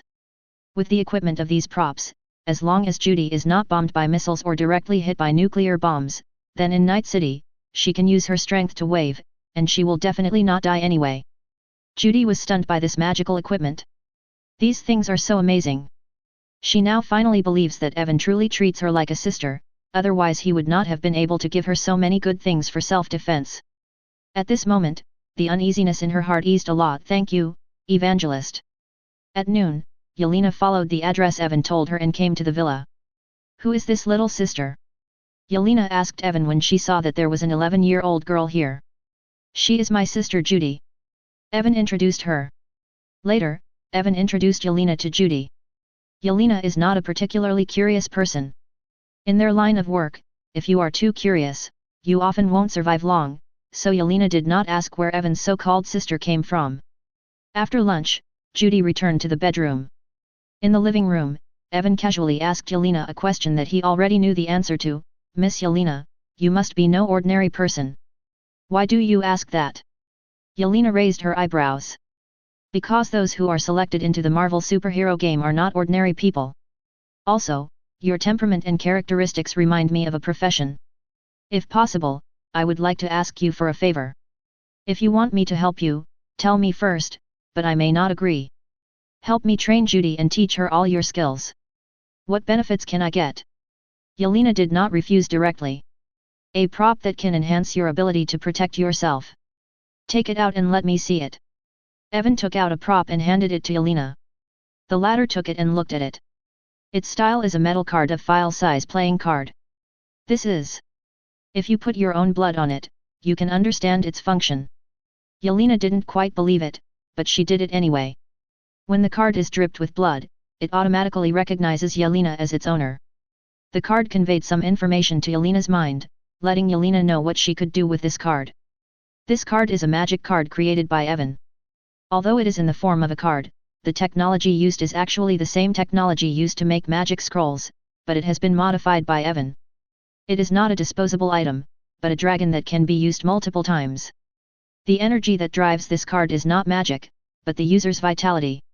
It is also because of this that there are not many types of magic enchanted by the cards, and their effectiveness is not strong. Otherwise, if it is too strong, it will directly drain the user's vitality.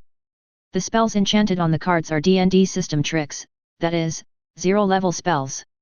These spells are not expensive, but they are very practical. Yelena tried the spell above and was sure it was effective. Although she was curious about how this thing worked, she didn't ask. If you enjoyed this video, please give it a like and subscribe to the channel so you are notified of future uploads. You can find the next parts in the playlist visible on the screen or on my channel. Thank you for watching, and I'll see you in the next one.